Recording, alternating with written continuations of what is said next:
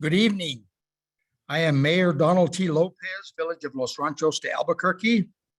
I am going to call the meeting to order of the Board of Trustees regular meeting. The time is 7 p.m. The Village of Los Ranchos de Albuquerque will be conducting this live meeting via Zoom video conferencing and streaming on its website and Facebook page. Participants can also join telephonically. The instructions and meeting link has been posted to our village website. At this time, I'm going to move to item 2, which is the roll call. Trustee Mayor Pro Tem Pacheco. Present. Trustee Benavides. I understand he may be having a problem. Trustee Lewis. Present. Trustee Radnovich. Present. Okay, we have a quorum.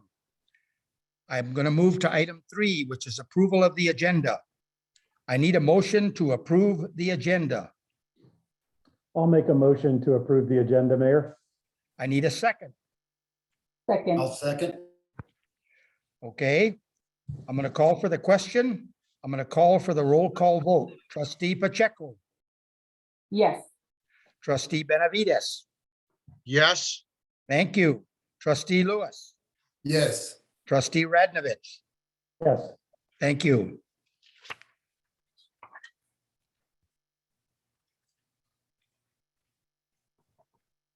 The agenda has been approved as presented. Item 4 is public comment period. Participants may address the Board of Trustees to comment on issues, problems, or successes on topics that do not appear elsewhere on the agenda. Submitted written comments that were sent to the clerk prior to the meeting will now be read. Danielle will read the submitted written comments on behalf of the following. Mayor, trustees, I did not receive any written comments. However, I do have a list of speakers who wish to address the Board of Trustees tonight. Kiko, if you would move over our first participant, Mr. David Montoya. Thank you. Stand by.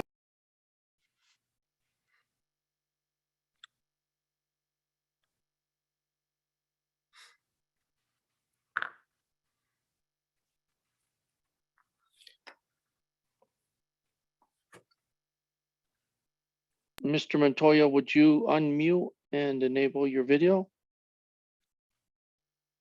Okay, can I be heard? Yes. Mr. Montoya, please state your name and address, and you have 3 minutes. David Montoya, 517 Pueblo Solano, Village of Los Ranchos. Go ahead. Okay, in the summer of 2018, after the passing of Mayor Abraham, Fergus Whitney of the Village of Los Ranchos asked for a detailed accounting of all costs related to work requested by the village since the original contract we had at the Paseo del Norte contract in 2010. Those costs totaled $60,000. In a meeting with the village this week, I was asked if we had submitted an invoice for this work as the village had not seen one. What you hopefully have in front of you, trustees, in hand is a bill for the remainder of all unallocated costs because of the request to vacate the property in April now of 2022. And I'm open for any questions if you have. David, public comment does not allow questions or comments whatsoever. At the end of this meeting, I'm going to make a suggestion to the Board of Trustees, but because this is not on the agenda as any kind of discussion or action item, no questions or comments are allowed. Okay, thank you very much, and I appreciate your time for this. Thank you, Mayor and trustees. Okay, go ahead, Danielle. Thank you, Mr. Montoya. Our next speaker is Ms. Pamela Montoya.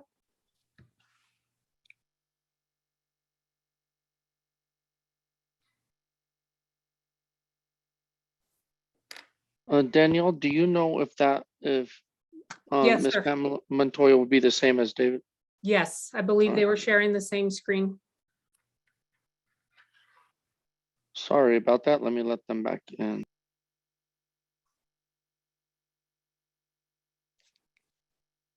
Ms. Montoya, please state your name and address for the record. You have 3 minutes. Pamela Montoya, 517 Pueblo, Solano Northwest in the village of Los Ranchos. It's been stated a few times that we did not submit farm plans for David's work at the Paseo del Norte property. And I just want it to be known that I personally prepared these farm plans for every year that he farmed that property that belongs to the village.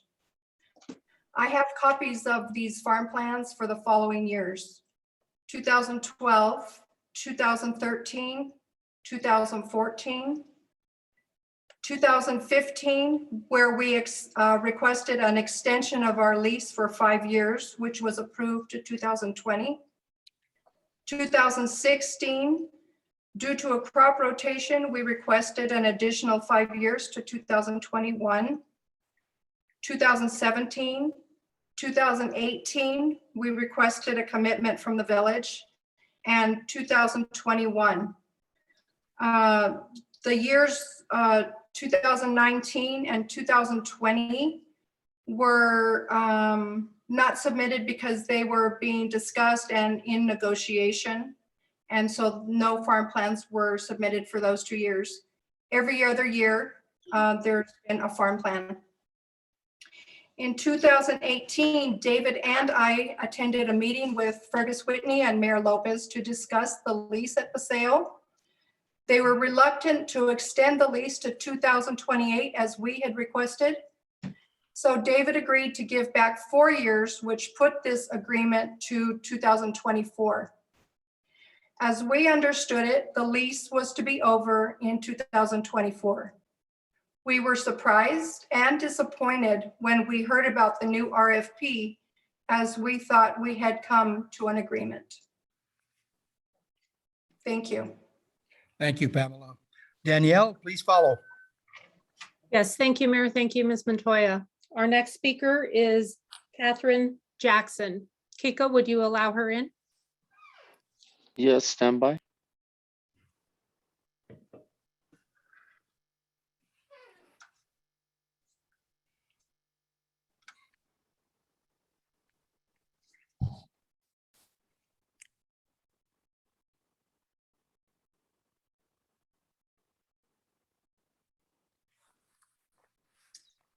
Hi, Ms. Jackson.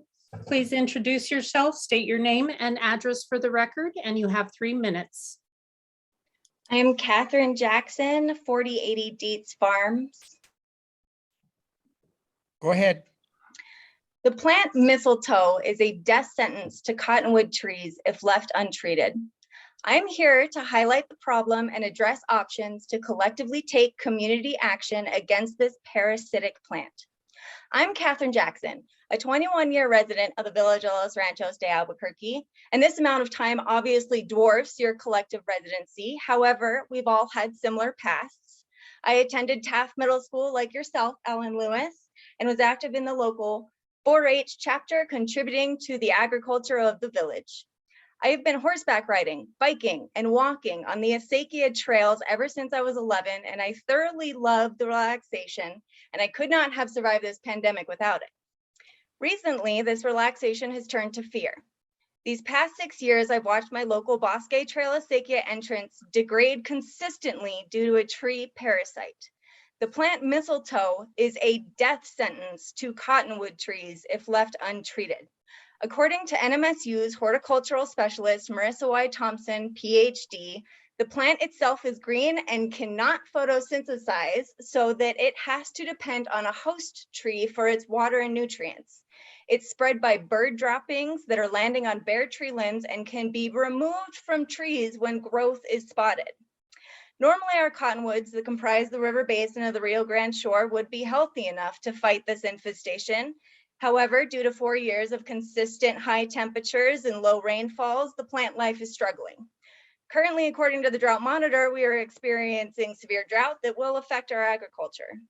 The average cost of tree trimming is $740, while the average cost of tree removal is $2,250, as quoted by Cornell Tree Services. If this problem is left alone, eventually all of the cottonwoods infected will die. The fire danger of dead trees is much higher than those alive than healthy, as most of us have experienced in the Bosque fire of 2003. I evacuated my home when that fire happened. In propose, we take action in discussing plans to enact community education, involvement, and investment in removing this danger safely and cost effectively. The consequence of inaction will result in losing our majestic cottonwoods that line most of our yards, trails, and rivers. Thank you for your time. Thank you, Catherine.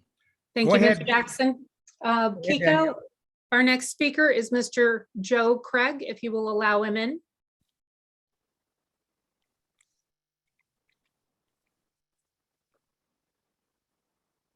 Mr. Mayor, Yes. may I say something about what Catherine just talked about? Well, the problem with doing that is that there should be no discussion during public comment. But during trustee informal discussion, you can say everything you want. Hey, Right. Thank you, Mayor. go ahead. Mr. Craig, please state your name and address for the record, and you have 3 minutes. Thank you, Danielle. Joe Craig, 505 Calle del Pajarito Northwest. Thank you, Mayor, trustees. Couple things, the Schulte House that we have been working on for years, literally, is being moved on February 21st, 9 o'clock. We will have that out of the new roadway and moved about 200 feet to the north on the Agri-Nature site. Second of all, I'd like to follow up with our conversation, Mayor, discussion that we had last trustees meeting regarding compensation of the trustees and the mayor. I'd like to follow up with our staff, and I believe this is relevant to that conversation. We have ramped up in our village of Los Ranchos. Our staff is, I believe, severely underfunded. As I stated back then, we require a lot from our staff. Our village has gone from literally a sleepy little village 20 years ago to doing major projects, and I think you're going to be discussing some of them tonight. Our staff needs help, and one conversation or one thought that came out of the trustees forum about 2 months ago, and it was a consistent thought with not only trustee Radnovich, but trustee Benavides and the two other candidates for trustees, is communication out of the village. I've asked, I've inquired, and the response that I got is that they need help. The staff is working 60-hour, I was told 60-hour weeks, not taking vacation. We need some help, I believe.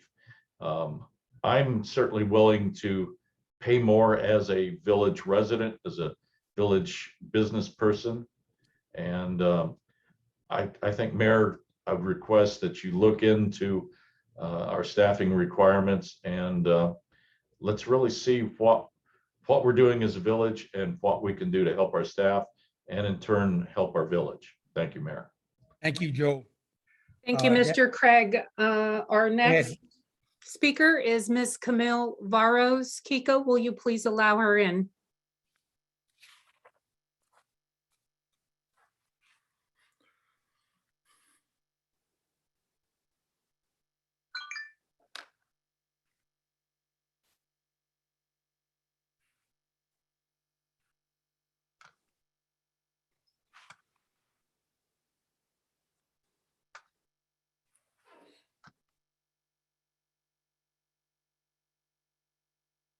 Hello?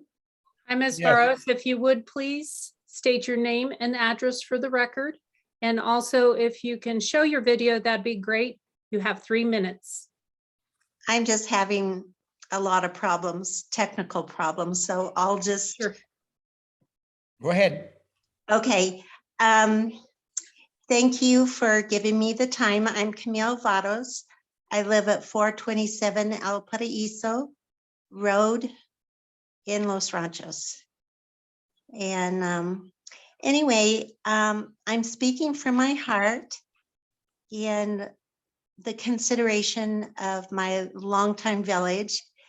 You know, I grew up in Los Ranchos and, you know, I'm a senior now of 73 years.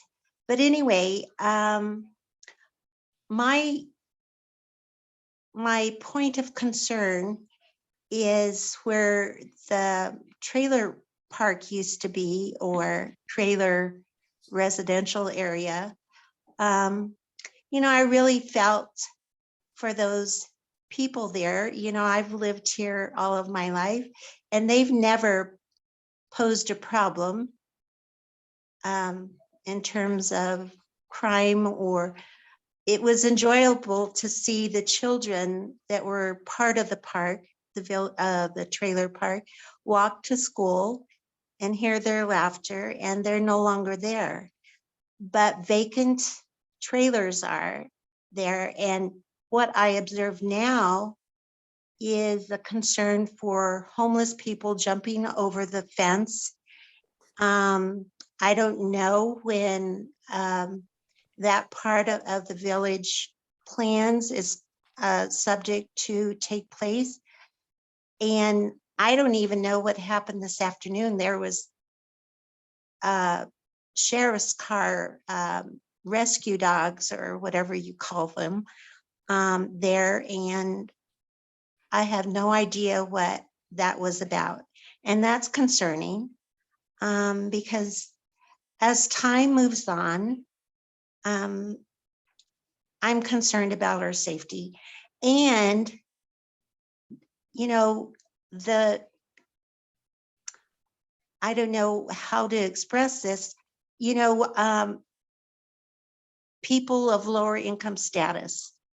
And I hope that those people that were relocated are not homeless themselves. And I think that's all I have to say. And I hope that there are some answers to that, because P&Z, they said that wasn't their doings, that it came from the Board of Trustees decision. So hopefully I could get some comments or answers on that. Thank you, Thank you. Camille. Thank you, Ms. Vados. If there's anyone else who would like to speak under public comment, please use the raise your hand button and we'll allow you in. Seeing none, Mayor, that concludes public comments for this evening. Thank you. Thank you, Danielle. We're going to now move to the consent agenda. Item 5. There will be no separate discussion of these items. If discussion is desired, that item will be removed from the consent agenda and will be considered separately.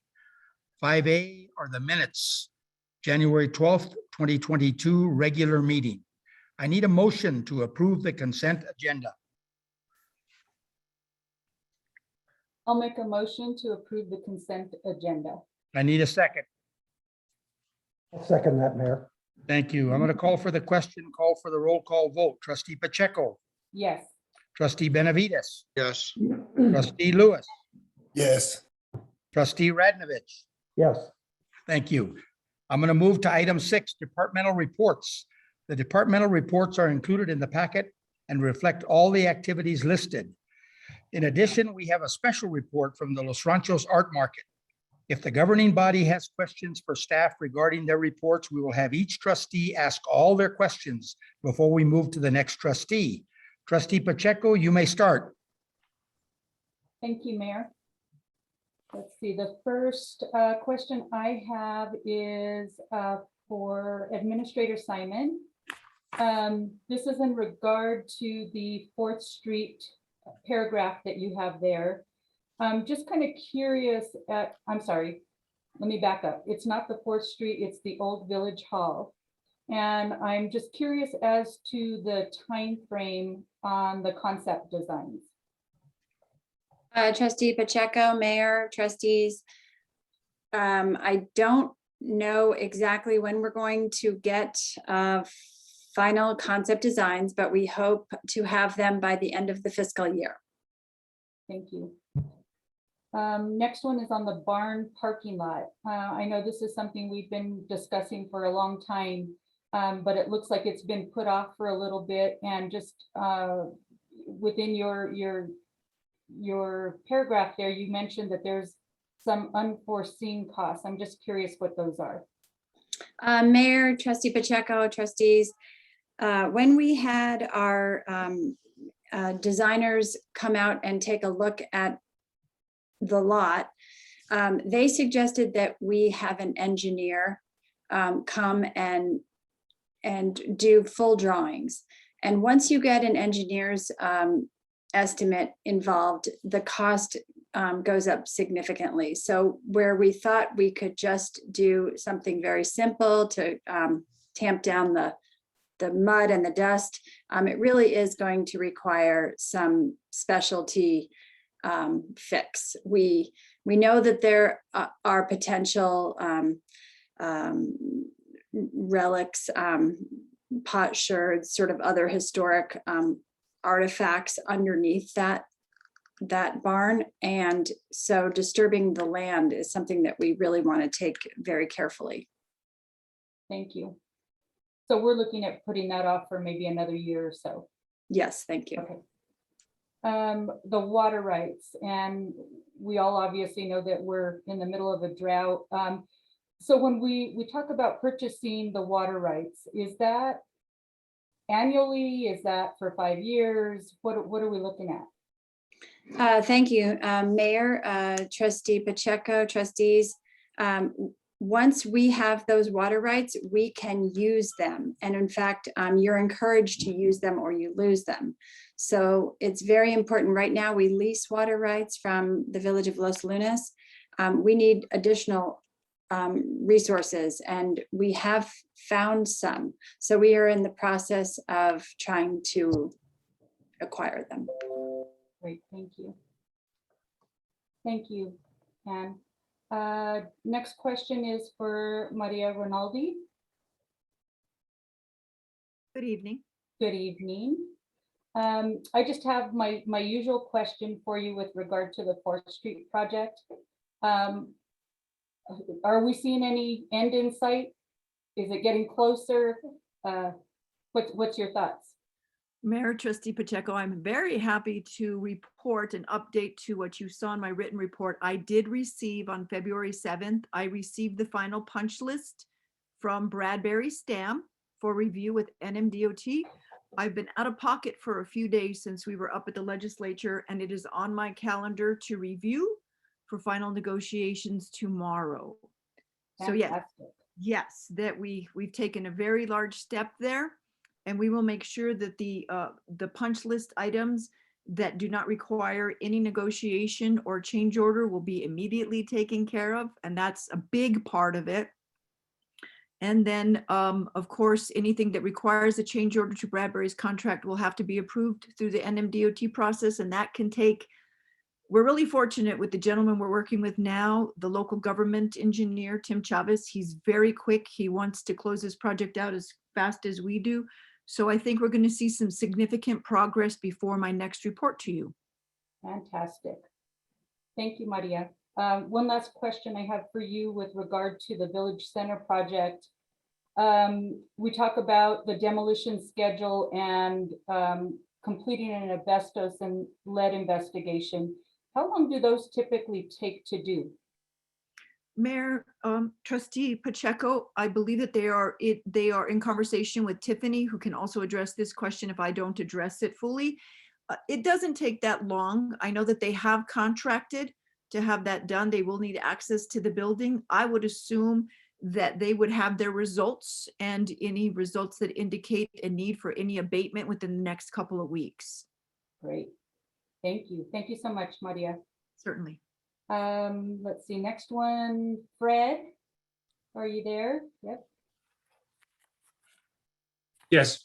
Thank you so much for putting the road safety improvements list together. There's a lot of items on there that I hope that we can work through. So what is our course of action to start working through some of these projects? Mayor, Trustee Pacheco, trustees, what our plan is Keen and I, along with Ann and Maria, have been working on this. Keen has the majority of the estimates already done. And what we're hoping for is probably within the next month or two to start on this process. And hopefully, from looking at his estimates and my conversations with him, is that he feels he has enough money in his current budget to do the vast majority of these projects that we outlined. And so we're hoping that they will all be done by the end of this fiscal year. Fantastic. That's great.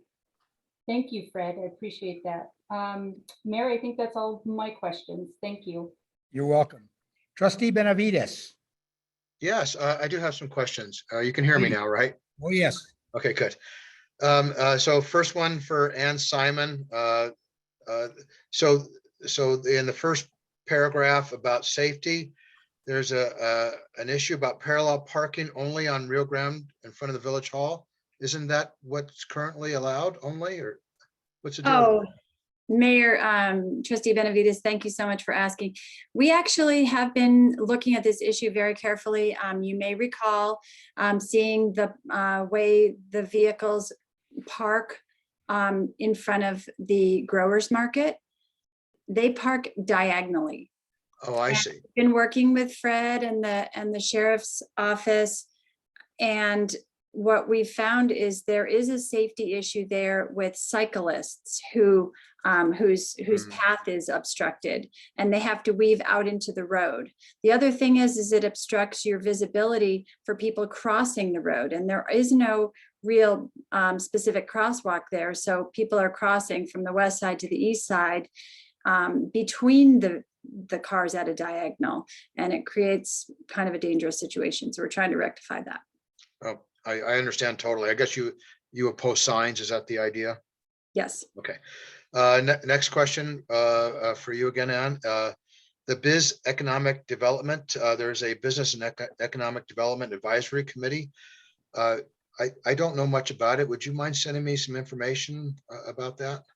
Mayor, Trustee Benavides, yes, I can send you all a summary of our very first meeting.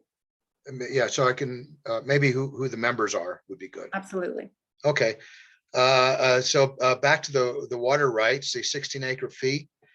I'm assuming that's groundwater, not surface water rights, right? Correct. Okay. Mayor, Trustee. And if you buy it, that means you're not leasing it, right? That is ours. For the village. Correct. Yes, correct. Okay, let's see. So I think that's all I have for you, but I think I have one for Tiffany. Yes, so Tiffany's there. Okay, so in here on my page 31, you're working with the village attorney to present options for rules for deferral for the Planning and Zoning Commission. What is it that you're trying to fix? Trustee Benavides, Mayor, Trustees, this is something as a remnant from last year in December. There was some discussion and some interest from the commission about limiting deferrals that are proposed from applicants and when and how they can defer their application, especially after a public notice has already occurred and it's anticipated they're on the agenda. So this is something that we're looking into and hopefully following up with amendments to the resolutions that the Planning and Zoning Commission adopts every year. So this is deferrals as initiated by the applicant. Yes. Ah, okay. I didn't quite pick up on that. Thank you. Let's see. I may have something for Maria Rinaldi. Let me check here. No, I'm gonna skip that. I'll probably go visit go visit Maria Rinaldi and talk to her about things. Let's see. Fred Udasovich. Citizen issues, the Dietz Farm issues is, I'm assuming that's not the mistletoe, right? Mayor, Trustee Benavides, no. We've had some issues that we've been working with them on the ditch is behind their houses. We've met with the city of Albuquerque and the Conservancy about putting up gates. They've been having problems with motorcycles and ATVs along those ditches in the past summer. So we've been working with them, and actually I believe we have agreed that the village will pay for the material, and then the Conservancy will then actually build the gates and install them. That way it'll prohibit any type of motorized vehicles from getting on the ditch behind their residences. Okay, thank you. And I didn't mean to make light of the mistletoe parasite, which I agree is something that should be investigated. So let's see, that might be it. Oh, let's see, there is something. Road safety improvements, proposed project, 9 traffic humps. I assume there's a map showing where those humps might go? Yes, and Mayor, Trustee Benavides, and trustees, basically the speed humps on Guadalupe Trail will start just north, I believe, of Green Valley and go to all the way to Ranchitos at this point. We had originally looked at stopping at Pueblo Solano, but then Keen and myself went out and looked at it again, and we're going to go all the way to Ranchitos. And then this other thing we're going to do along Guadalupe Trail is if right there at the intersection of Los Ranchos and Guadalupe Trail, if you ever are going westbound and you put, it's a very, very dangerous intersection that you can't see. We're going to install a 3-way stop there that we have on several other roads there on intersections. And that will That's a good idea. Yes. Work on that. But and then the 2 speed humps on Ranchitos is right before the ditch. We've had several accidents or crashes with people ramping the ditch, so to speak. And so we'll put one on each side of that, again, to slow that traffic down so that they can't ramp the ditch, so to speak. So for the 9 speed humps, I'm curious as to where they're going to go exactly. Maybe you haven't mapped that out yet, but when you do have something, could you send it to me? Absolutely. I'll get with Keen, and I know he's got a rough draft, and we'll get that sent to all the trustees. Okay, and then what's the issue with the bus on El Pueblo and Guadalupe Trail? Well, the buses all exit out of the middle school there, and they go northbound on Guadalupe Trail to El Pueblo after school and before school.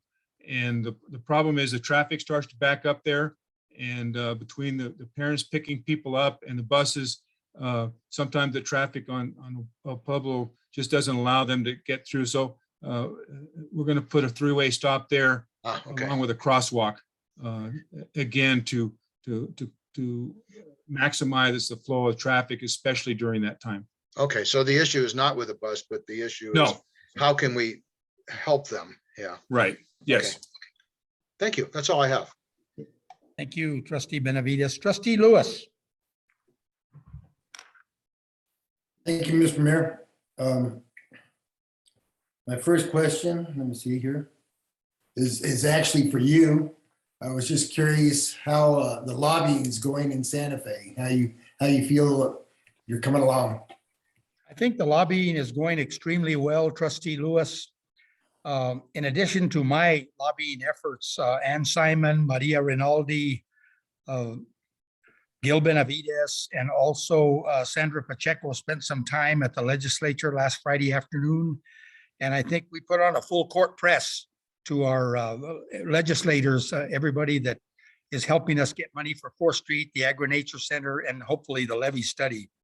Now, as far as the governor's office is concerned, Ann Simon has told me, and I was told this same thing by the governor's office and others, it may take them several weeks after the session to decide how much money to actually put forward. I suspect, and I think Ann believes the same thing, the governor wants to see how much the legislature to allocate, then they can add more to it as needed. So in essence, it's going very well. Okay. Great, thank you. My next question is for you, Ann.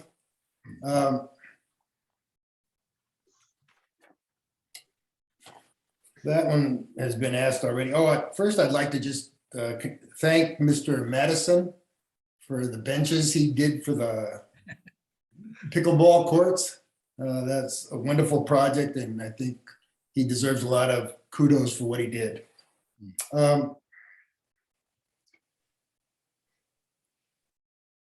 My next question is on the cost estimates for the Agri-Nature Center improvements. How are those coming? Thank you, Mayor, Trustee Lewis. I may have Maria Rinaldi chime in as well, but we have been waiting for cost estimates from Bohannon Houston. It's taking a little longer than we thought. What we did was redesign the entryway. We wanted to make sure that we had a turnaround at the entryway in case people come in and either don't have the code for the gate, have found themselves in the wrong place, etc. But because of the culvert that's there, it's just taking a little bit longer. So all of that is to say that we don't have cost estimates yet because we don't have final design. Any idea on a timeline? We were supposed to get those designs, Mayor, Trustee Lewis, 2 weeks ago. Okay. My next question, Ann, is, or maybe it's for our attorney. Is there a way that we would be able to enact an ordinance in the village that would somehow give us first rights for water rights? If somebody in the village wanted to sell their water rights, I know we've had 1 or 2 pieces of land where people have sold off their water rights because it's good money and quick money, I guess. And is there any way we can do something to be in position to try to buy those water rights or have an ordinance in that effect? Maybe I can help answer that question. Nan Winter, you've had to deal with this before with the Water Authority, am I correct? Yes, but on a different magnitude, Mayor. Okay. So let me ask this question. Water rights are for sale by individuals who choose to put them for sale. Can a community actually use eminent domain in that situation, or is that a very difficult thing to do? Let me ask the question that way. Mayor, Trustee Lewis, we could certainly investigate or, draft an ordinance that makes it a policy or a goal of the village to acquire from those who are selling within the village. But the mayor's right. I mean, this is a voluntary transaction. These folks put the water rights up, and you're not necessarily first in line for those. It usually goes based on market and bidding and the highest bidder.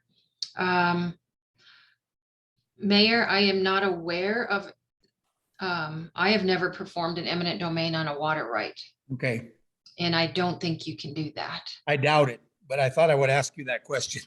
Yeah, no. I don't think that's possible. But you can certainly, again, indicate policy and ordinance. Well, there's another solution, Trustee Lewis.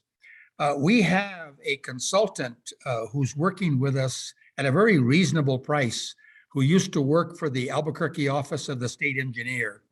And that young lady knows where all the water rights are for sale, literally up and down the middle Rio Grande Valley. And so now that she is being retained by us at quite frankly, a very reasonable price, we're almost getting first dibs. Am I correct, Ann? Mayor, Trustee Lewis, yes, I would say so. She's considered a broker. Yes. And she knows who's selling. Right. And because we're interested in buying, she's putting us all together. Thank you for your answers. I just feel like it's a critical issue, Yes, given our our agricultural background, that we really need to, I guess, address it some kind of ordinance to set a policy that we're in that market and figure out how to set money aside to be a buyer of water rights within the village. Trustee Lewis, we already have a significant amount of money set aside, correct, Ann? That's correct, Mayor. Trustee Lewis, you may recall we set aside funding in the Rescue Act. I know we have quite a bit set aside, but I know water rights are gone up quite a bit in their price. So it's going to take a lot of money, I think, to try to prevent people from selling off the water rights in the village. So anyway, something I would like to see us address in the future. We will. Okay, Tiffany answered that one. My next questions are for Maria. Good evening, Maria. Good evening. The first question is on 4th Street revitalization. Can you go to a little more detail on the specific issues with the permeable paver gutter system? Mayor, Trustee Lewis, certainly. We have some failure of settling. It appears to be settling, and we're trying to determine if the failure is in the base course, the subgrade prep, or in the actual pavers themselves. I've completed a field review with Tom Riccobini and with Bradbury, and I'm awaiting to finish my discussions with Mr. Riccobini for potential solutions and to negotiate the repair or replacement of those. Okay, thank you. Certainly. My next question is, Ann answered that one, is the sketch plat for the village center. And we have here anticipated for early February. Did that come in? Mayor, Trustee Lewis, Tiffany would be receiving that. And like I said, I've been out of pocket for a couple of days, so I'm certain she can answer that question. Tiffany? Hi, Tiffany. Mayor, Trustee Lewis, trustees, I don't believe we've received a sketch plat from the developer yet. Okay. But I know that we're working on other parts of the Village Center project at this time, reviewing the traffic impact study, that kind of thing. Okay. All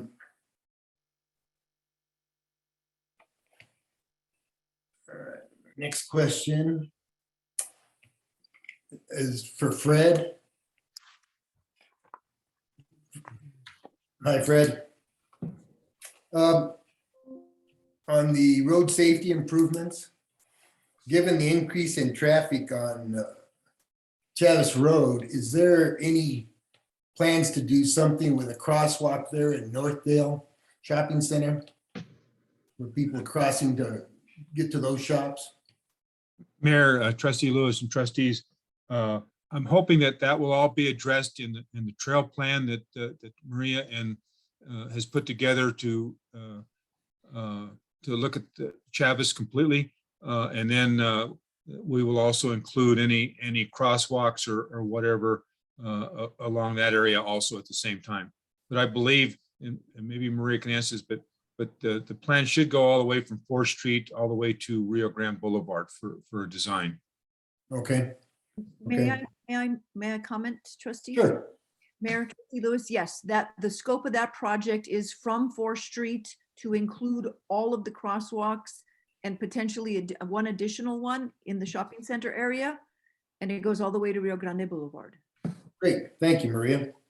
My next thing I'd like to just tell Fred, I really appreciated the traffic count report you gave us. I thought it was very interesting to see El Pueblo, how it's dropped. And I think the safety report, I think that's a very big issue in the village. And it's something I would like to make sure, I mean, these are wonderful things that we're doing and gonna do, but I think traffic and road safety is a bigger issue. And I think I'd sure like to see us get a big master plan sort of, so that we know when we make these kind of fixes, it's part of the overall plan to try to reduce traffic and increase road safety in the village. So that's just a comment. Thank you. And that's all I have, Mr. Mayor. Thank you. Hey, thank you, trustee Lewis. Trustee Radnovich. Thank you, Mayor. Excuse me. I have quite a few questions, so bear with me. Of course. I had to redo them, but I just wanted to scroll through them. The first one is I really appreciate what you're doing, Anne, and I'm assuming Maria, with either signage or striping on, or even improvements on Rio Grande at the growers market and in front of Village Center. I've noticed that a lot of the cars back up, angle in park, mostly on the west side, I think, correct? It's Yes. just on the west side. On the east side, it's pretty much parallel parking. Mayor, trustee Radnovich, yes, that's true, in front of the park, but in front of the parking lot, the Hartnett Park parking lot, they do angle in on the east side. This is just a suggest, and I'm really happy that you're dealing with that. I just as a comment, there are quite a few traffic engineers that are condoning, or I should say encouraging, angle-in parking to slow traffic down. So there might be a portion of the street that could include that just for traffic calming. So I just thought I'd mention that, but I'm glad you're doing the signage. I think that's awesome. Let's see. On the old Village Hall, and this is why I apologize in the beginning for having a lot of questions. What exactly are we doing at the old Village Hall? I noticed you're hiring a consultant to do a design. What are we doing there? Thank you, Mayor, trustee Radnovich.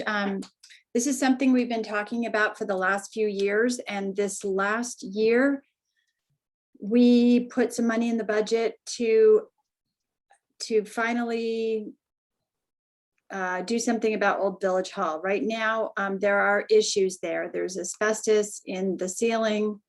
There's lead paint in the windowsills. The flooring is broken, and it's just very difficult to access. In fact, the entire building needs to be totally gutted or renovated. And this is a decision that the trustees made a year ago.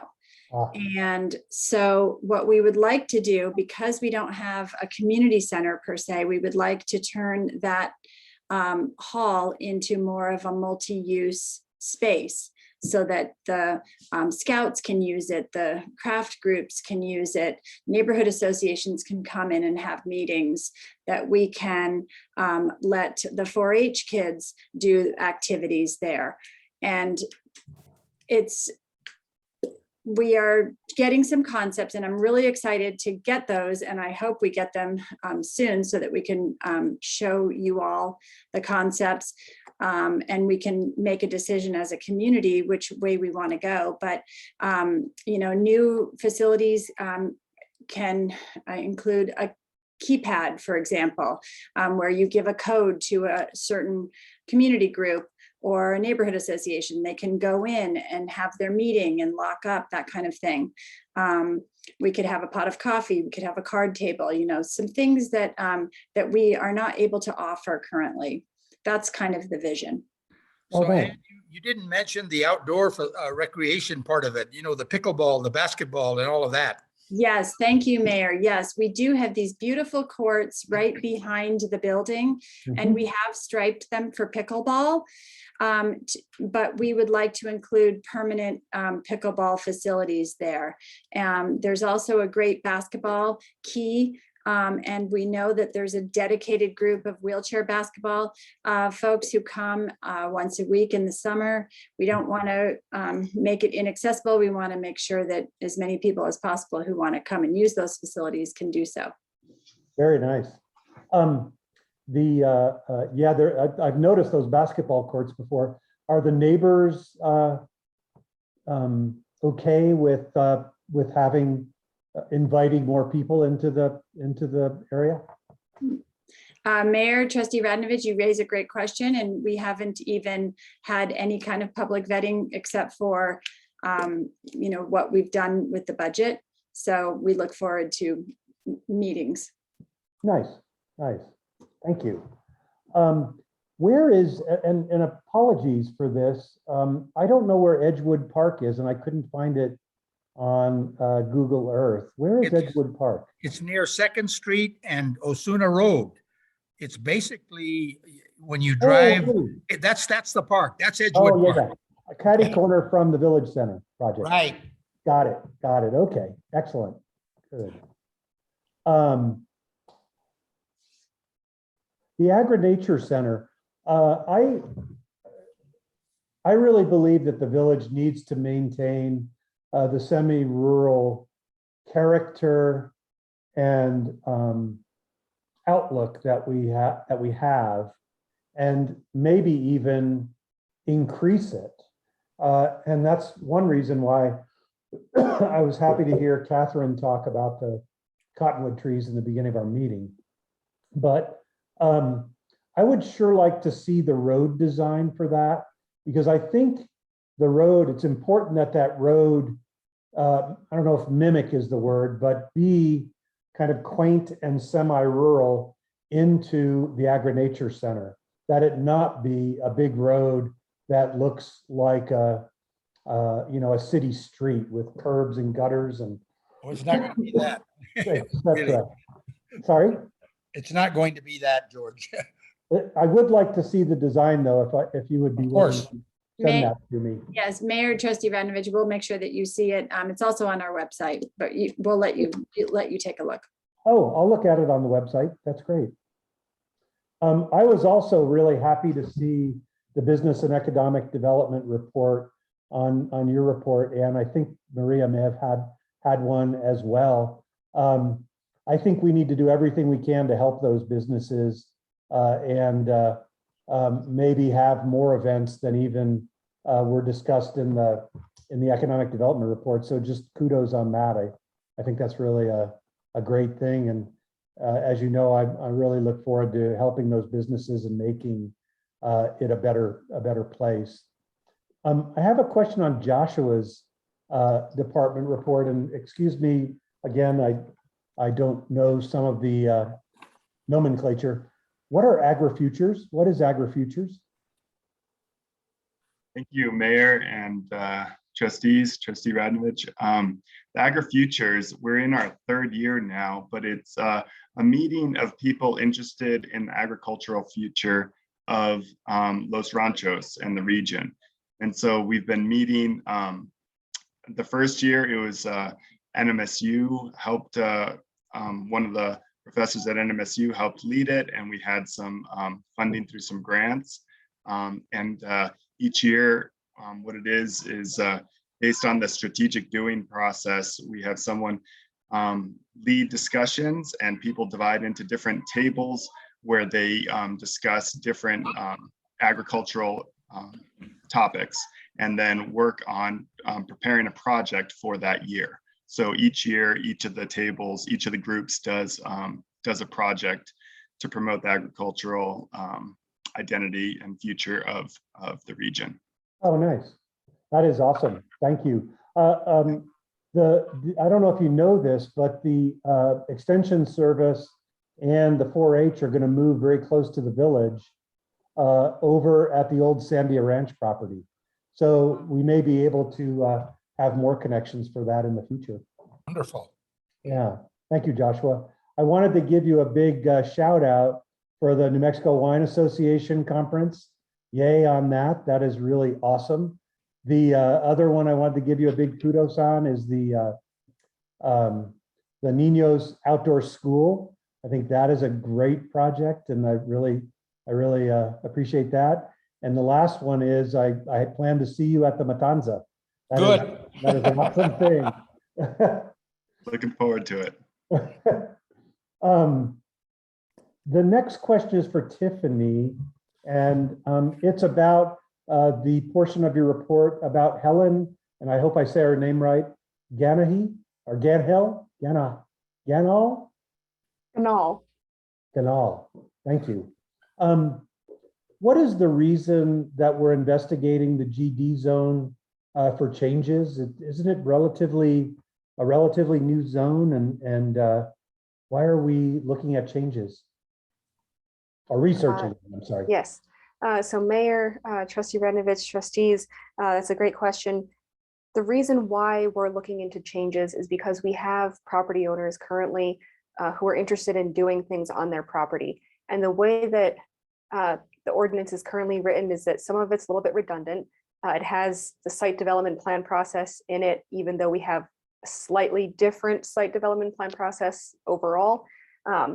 And one of the main things is that we prohibit a list of uses that are fairly common that a lot of property owners are interested in doing, one of which in particular is apartments, which you will probably notice there already are apartments there. They were annexed in and existed before the zone. And there are, the way that that language is written covers also other types of dwellings designed as rentals. So not only does it cover apartments, but rental units.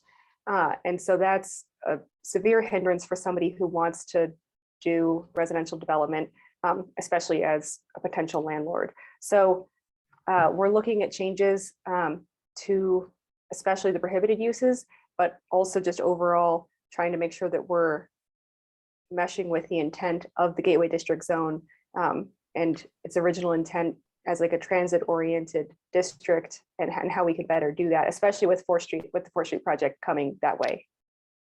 Nice. Okay. Thank you for that explanation. Okay, these are for Maria.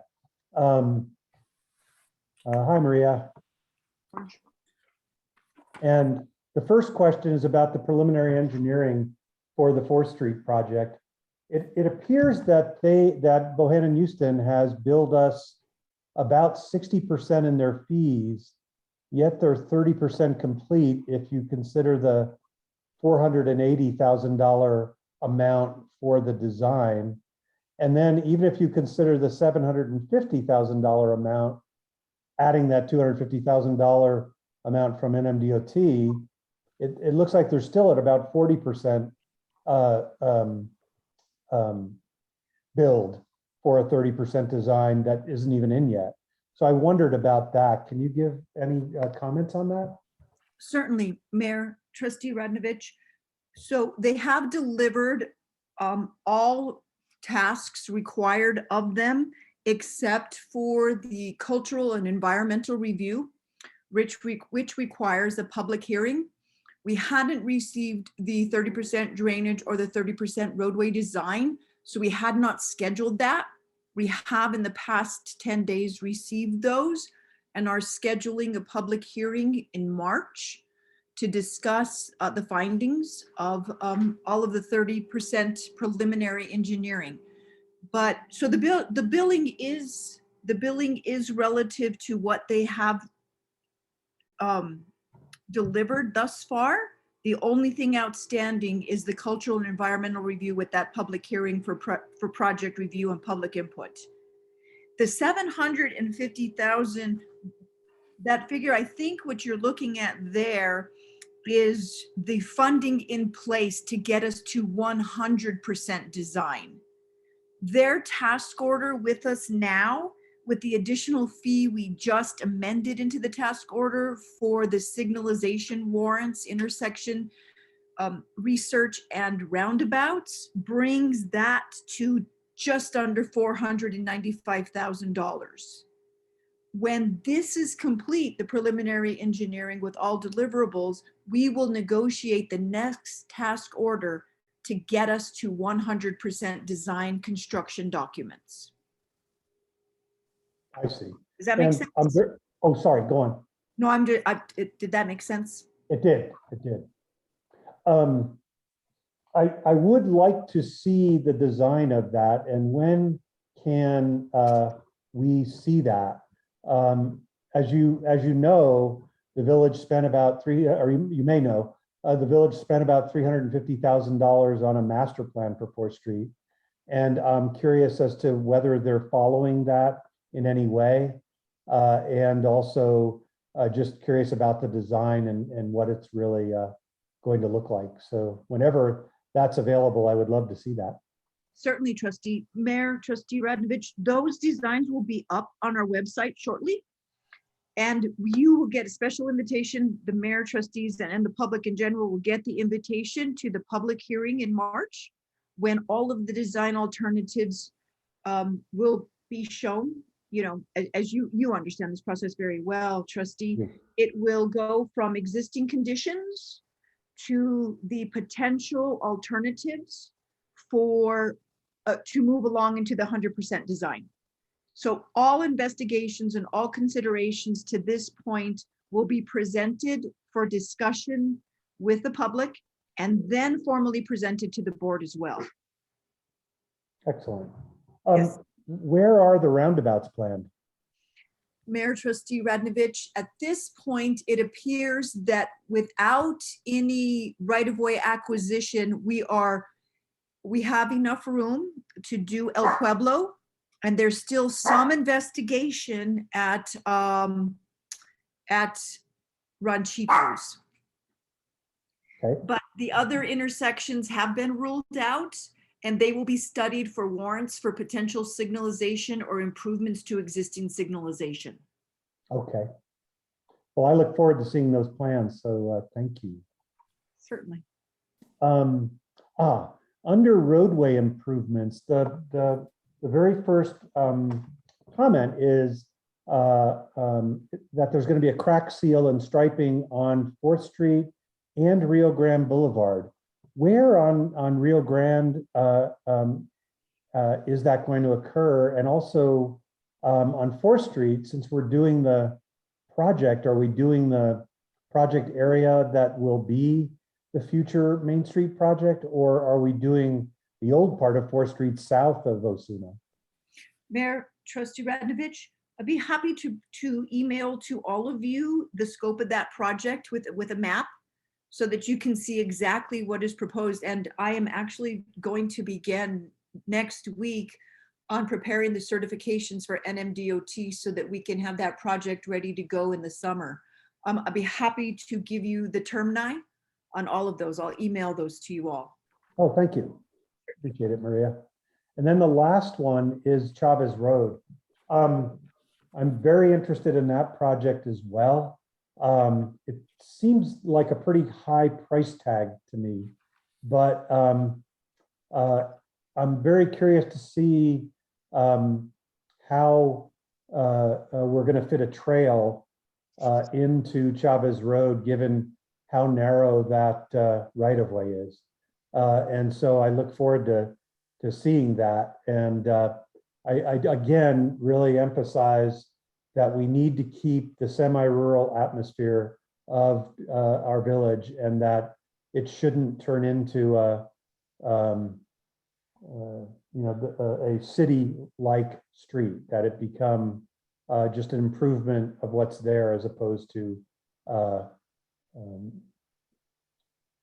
a more engineered street. May I respond to that, George? Sure. I'm so used to calling you George. Trustee Radnovich. No, that's fine, Maria. We've known each other a while. The Chavez Road project, the reason you hit the nail on the head with the reason the request for funding is just for preliminary engineering to include right-of-way, because without understanding how much we have several encroachments in existing right-of-way, and there is an adjacent equestrian right-of-way along Chavez Road that we may also be able to utilize. That all of this is to be investigated. And the gist of this application is a multimodal rural, contextually rural, with connections to the acequias and connections to the more urbanized area as you go east, but it is 90% rural through there and will be reflective of the existing nature, but will include the safety improvements for crossings, for barrier between pedestrian and asphalt vehicular travel, as well as some lighting, low level, bright night skies compliant lighting. But I think you'd be very pleased with this project, but it is at this point only in the investigative and planning stage. I hope they have a trail planner as opposed to purely engineers on their team. Oh, certainly. I assure you, trustee, that this will be a trail and not an urbanized roadway. Excellent. Thank you, Maria. Fred, I wasn't sure how to take, and thank you for your report. It's really detailed and I love that. Under, I guess it's on page 36, you noted the amount of calls that the sheriff's office has had. It seems like a lot. I mean, I was kind of shocked by the number of burglary, not so much burglaries, but the larcenies and the disturbances and so forth. And is that more than it's been in the past? The Bernalillo County Sheriff's Office December total calls? Mayor, Trustee Radnovich, actually, it's a lot lower. In the last year or so with COVID, we've seen our calls go down drastically. They used to average, I'm just going to try and go back to memory, usually around 700 calls. But again, those calls are traffic stops or everything that goes on within the village. And so a lot of the larcenies and stuff are occurring along the 4th Street. It could be I'll use this as an example, shoplifting at the Walgreens, those types of things. And so the welfare checks, you'll see like 85 welfare checks. And that's what those are, is when the deputies are just patrolling a certain area and they call out that they're checking that area. So a lot of that is proactive on their part. And so same thing with the traffic stops. Those are all within the village. Traffic stops used to be as high as 200. And we've seen a drastic reduction in not only in Los Ranchos, but throughout the state. And actually, unfortunately, the state saw one of the highest fatality rates in the last 20 years. And a lot of that has to do with not a lack of enforcement, but with COVID and stuff, they just weren't making a lot of traffic stops. So hopefully they'll start increasing those a little bit. But a lot of that is proactive stuff, Trustee, not just reactive. Oh, that's great. I'm glad to hear that it's less than last year. So that's an awesome thing.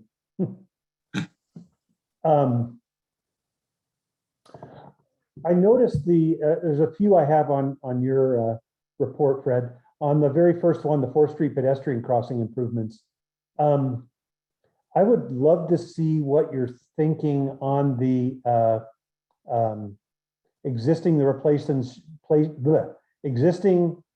replacing the existing signage and installing hawk signals. Hawk signals can be very big, and my fear would be that they would not fit in with the 4th Street aesthetics.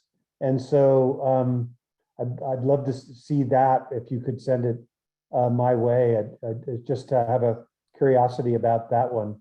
And I understand the reasoning with the lights in the pavement not being visible during daylight, but a big blinking light may be pretty overwhelming visually too. So I'd be curious to see it. Mayor and Trustees and Trustee Radnovich, I think Maria and I are working on that. There's a lot of solar powered lights that are very small. They don't have to go up on a very large pole. I believe, and Maria can jump in here, that's what we're looking at, is because we want to keep that character there, but we just want to make sure that when people are in that crosswalks, that the vehicles know that there's somebody there. But the solar powered lights that I've seen and some that I've seen in Rio Rancho are very not small. I don't want to call them small, but they're not the big old huge, 100-foot poles and type of stuff like that. That's great. Thank you, Fred. And if you could pass anything you have on, that'd be awesome. I'd love to see it. On the Guadalupe Trail from Schulte to Los Ranchos, just like Trustee Benavides, I would love to see all of that and where those speed humps are going. I agree with you on the Los Ranchos and Guadalupe intersection. It's really difficult there, and you take your life into your hands when you pull out into the, at least from the Los Ranchos side onto Guadalupe side. So I was very happy to see that. And I was also really happy to see the Guadalupe and Rio Grande, Chavez Road from Guadalupe to Rio Grande, excuse me. I think that's a really great thing too. And we already talked about the design, so I won't go into that one. Oh, Guadalupe Trail in El Pueblo. As you can imagine, I use that intersection many times, at least twice a day, if not more. And I think one of the things that we ought to consider is narrowing that intersection. I believe it's wider than even the buses need. I could be wrong about that, but it sure looks like it. And there's really not that much pedestrian traffic.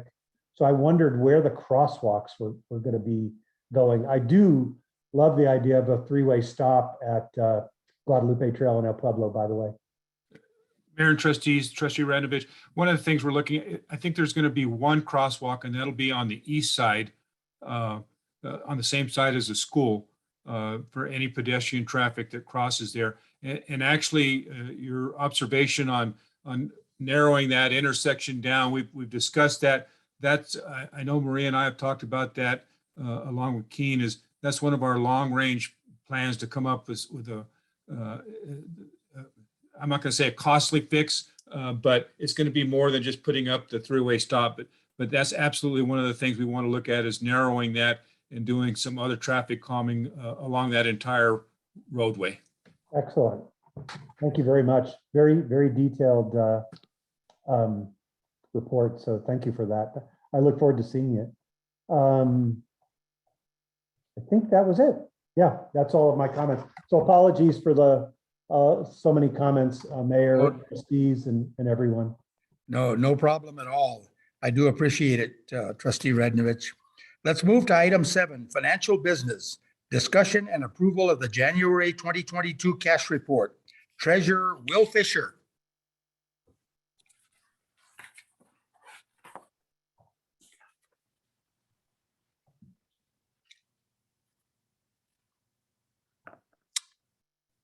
You'll need to unmute, Will.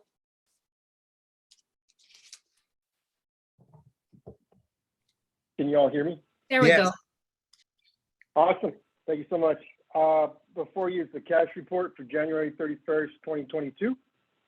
Ending balance for the month is $8,463,721.94, which is an increase of $183,302.94 for the month, which brings us to a year-to-date excess of revenues over expenditures of $1,268,312.78.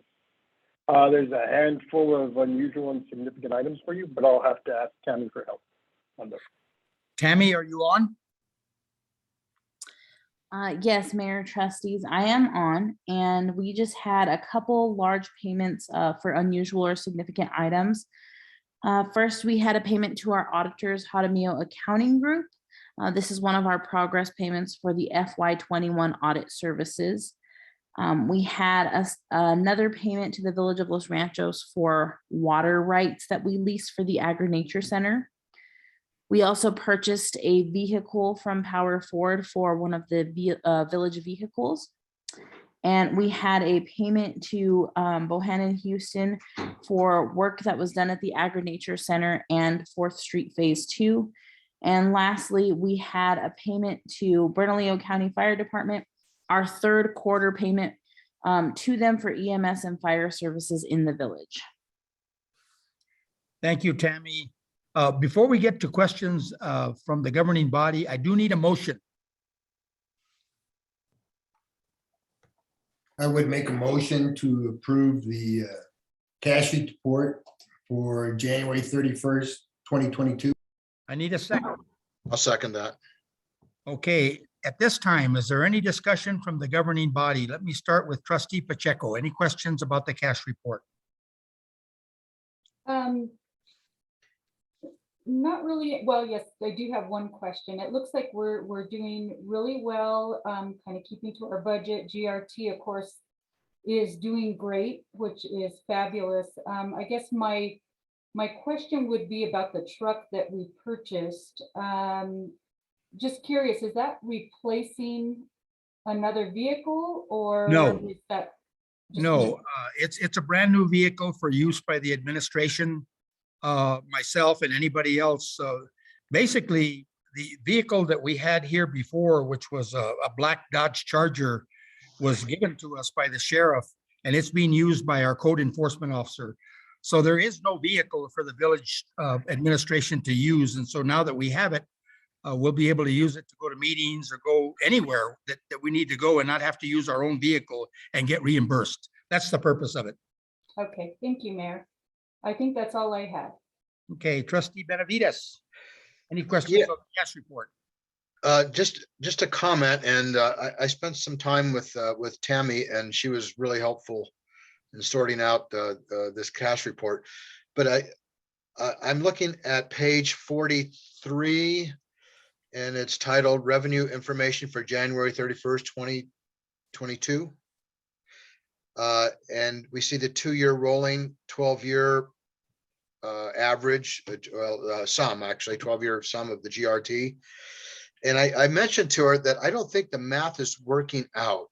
It's always a little shy. I know, I believe what they do is they add the past 12 months. Well, they add, including the current month, and then 11 past months to get that figure.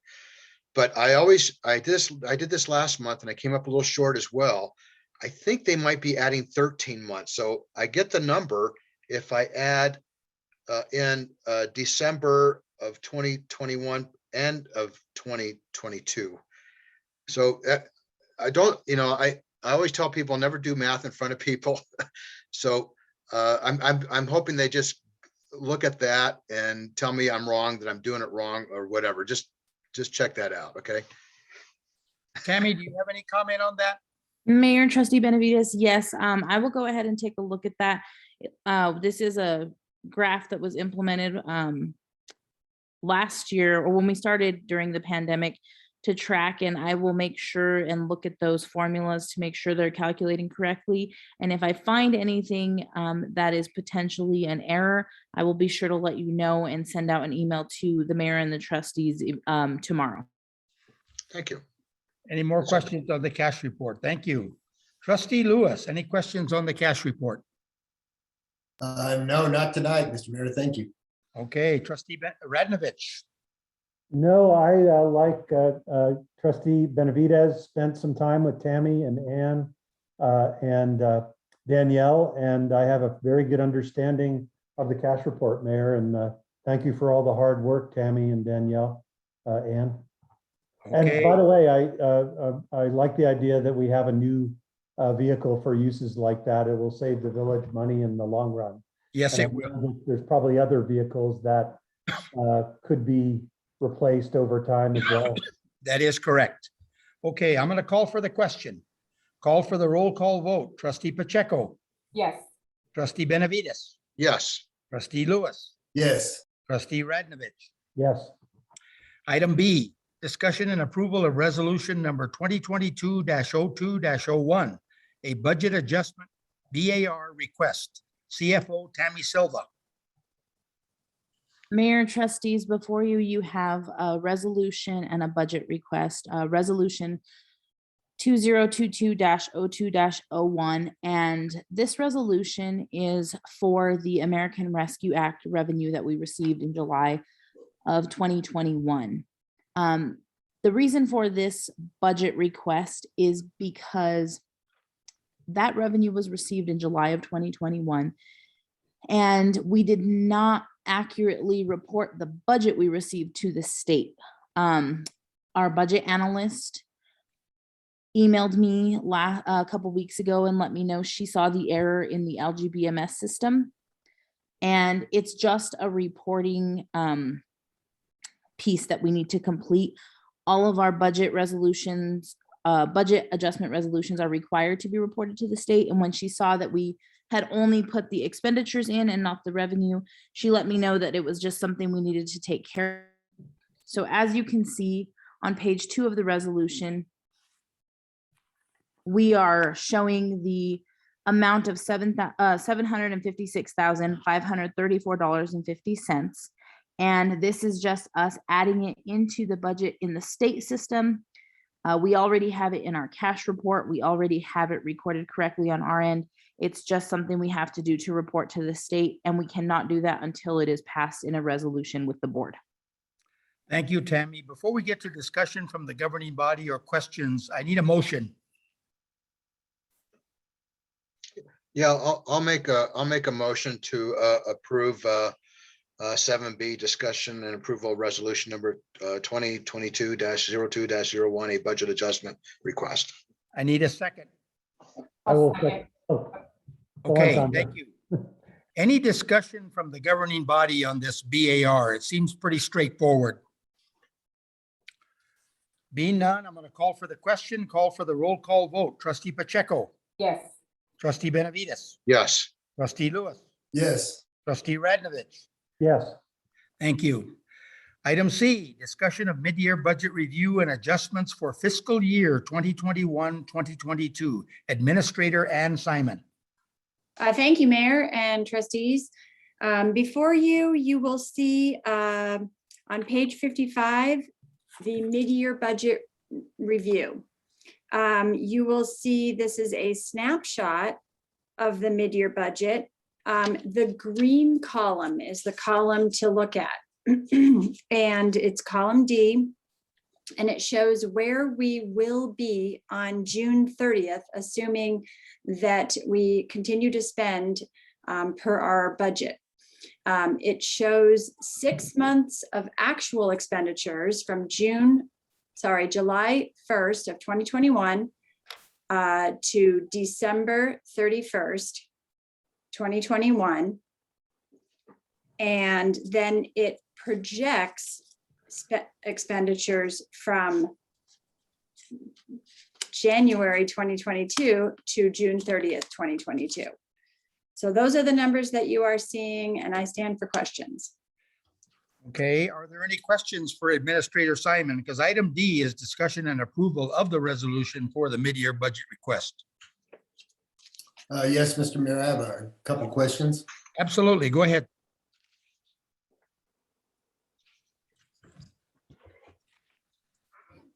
And we are spending more in the second half of the year on the master plan professional services. Could you explain that to me? Yes, thank you, Mayor, Trustee Lewis. That was labeled incorrectly. In the cash report, you will see that we only have one line item for professional services in the planning and zoning department. We have, this is for engineering. We do not have a line item for master plan. So that was just a mistake in the mid-year budget naming of that line item. But the amount for professional services is correct. So that funding is 100%, almost 100% expended at this point. It is for a study, a drainage study that we agreed with the city of Albuquerque, AMAFCA, and other agency partners back in 2018 and just got billed for at the beginning of this fiscal year. So we did budget for it in that line item, as well as some engineering fees that we have to front when a grading and drainage plan is expected of a new home development. And we are reimbursed by the homeowner for that grading and drainage service, but we have to pay for that upfront. So that's where that funding comes from.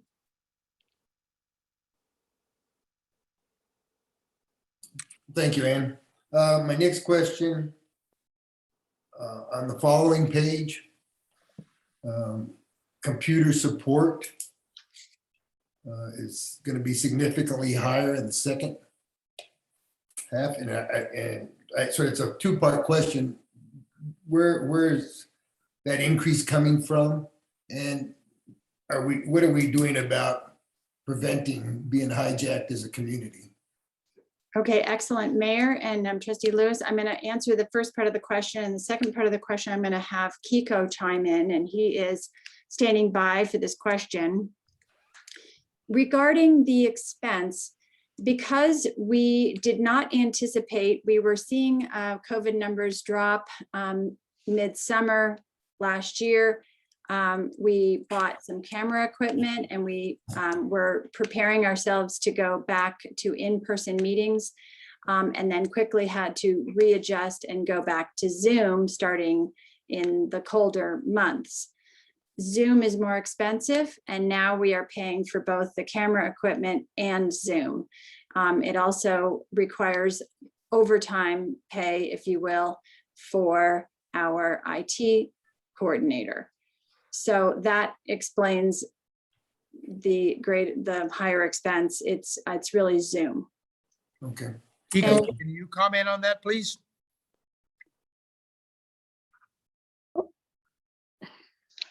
Yeah, on that specific topic, there's, just to reiterate what Ann said, there is more expenses involved in the contract services that we are using for in-person meetings. So those in-person meetings, even though we're not meeting in person at this time, we are under contract to pay for those in-person meetings, whether they're used or not, in order to live stream those services. So once we go back to full-time in-person meetings, there'll be a significant reduction in those costs. And then the Zoom costs will either be lowered or going away altogether, depending on how we go forward with that. Thank you, Kiko. Go ahead, Trustee Lewis. I wanted to talk about what we have, what we're looking at, I should say, for protecting the village from getting hijacked, our computer system. Trustee Lewis, Mayor, Trustees, a little over, actually the year that COVID hit, just before we went into all the first start of the lockdowns and the pandemic, we had presented to the board the opportunity to move all of the digital assets of the village into a cloud hosted environment, which is a much easier environment to secure when it comes to security purposes, all the way around from how we integrate managing firewalls within the village to even lock and key stuff at the village. Village Hall was never designed to be a state-of-the-art data center to house data. It's been around for a long time. And so recognizing that, we took this step with your guys' approval to move all of our data assets into the cloud infrastructure environment. Security in the cloud is done in multiple ways. But to answer your question directly, Trustee Lewis, what that ends up doing, it affords us the ability to all of village data. None of it resides at Village Hall at all. Everything is done in a Class 1 data center that is hosted, and there are several layers of security there. So even if Village Hall burned down, even if Village Hall itself got had a ransomware attack and every computer there got hijacked, the data would still be intact. We could take an easy step of reformatting all the systems in Village Hall and then restoring access back to where the data resides. The likelihood of the data being attacked and from a ransomware attack within our cloud infrastructure, it can still happen there, but there are several layers of security that we have to prevent that, not the least of which is all of the data that resides in the cloud infrastructure in one data center is backed up to a completely separate data center in another part of the country. So even if all of our data got encrypted and backed up, we could go and we can restore all the data back from another, from our backup site. We also have a business continuity plan where typically we would do this on a yearly basis. COVID put some wrenches in how we operate on a daily basis or even a yearly basis. And so in the first quarter of each year, we tend to, we would normally do what we would normally test our business continuity plan to ensure we test everything I just said to you to make sure that we could restore all the data back in the event of a catastrophic emergency. For example, a ransomware attack or a fire or COVID was a good example. And COVID was our first test of this. When COVID happened, all of the workers had to go work from home, but still needed to access all the data.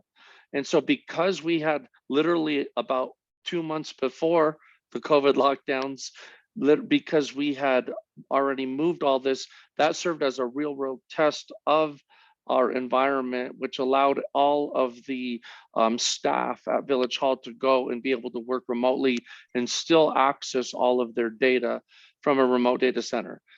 So we don't ever, in the IT world, we don't ever say anything to the effect of it's not, we do everything that we can to mitigate things from happening, but we always prepare as if they would happen, what would our contingencies be?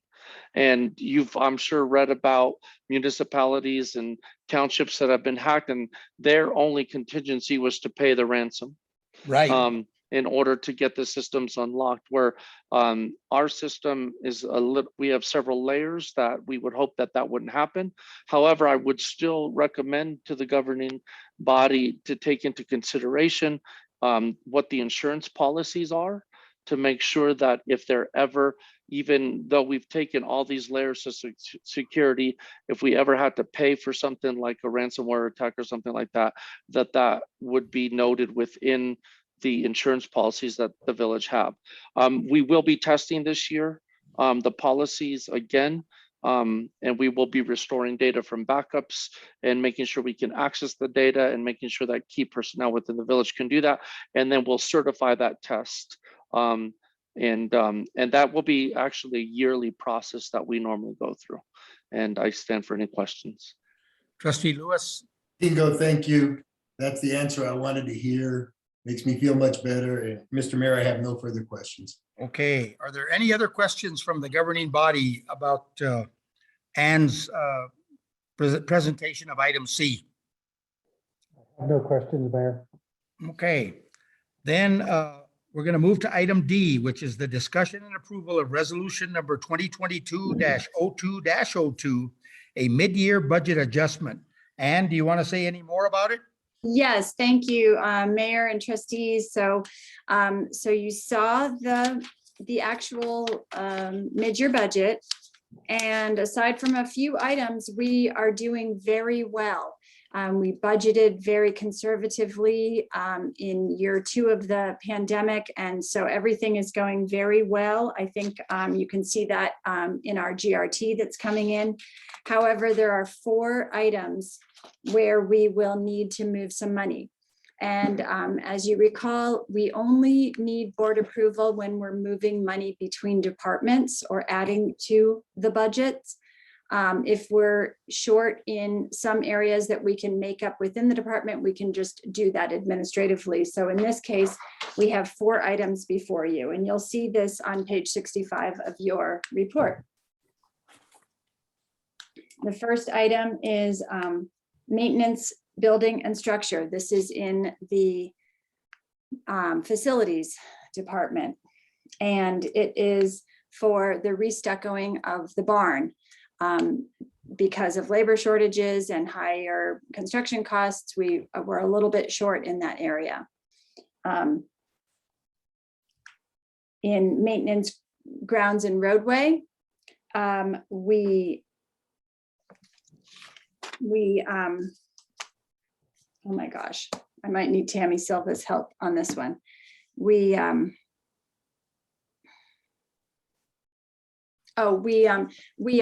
as we talked about earlier, the barn parking lot is going to require engineering and a more sophisticated design. But to tamp down the dust and to prevent the mud, we are going to put a base course on the parking lot. So we would like to take that out of the maintenance, grounds and roadway line item. You'll see in the next item, fire protection services. You may recall in our Rescue Act funding, we put in funding for the fire department.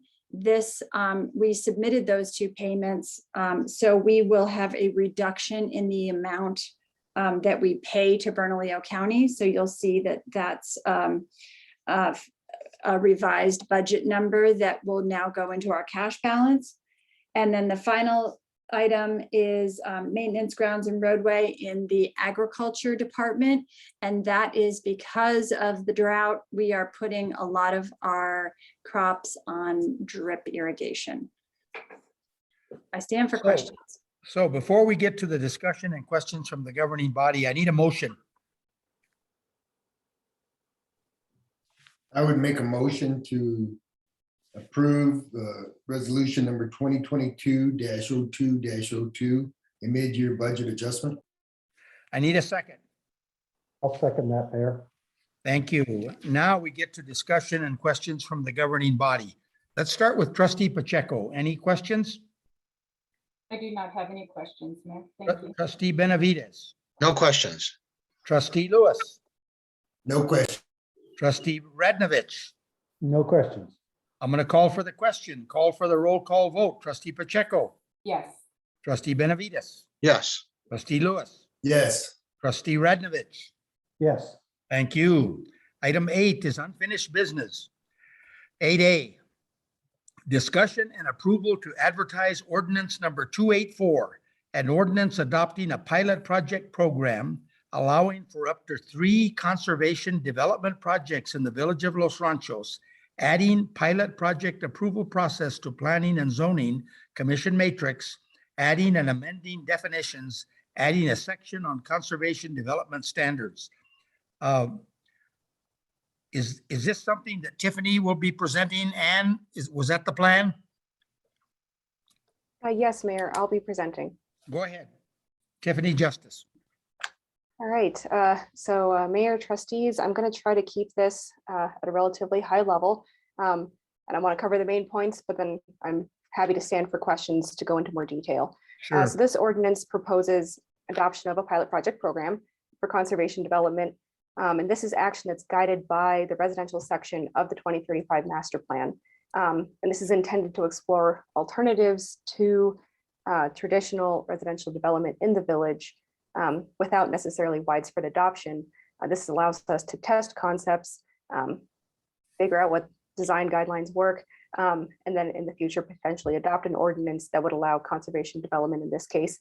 In general, even if we're not necessarily obligated to do that in the future if we decide that this doesn't work for us. The idea is that we can test this and then at a future point, decide whether or not we do want to have this for our entire community.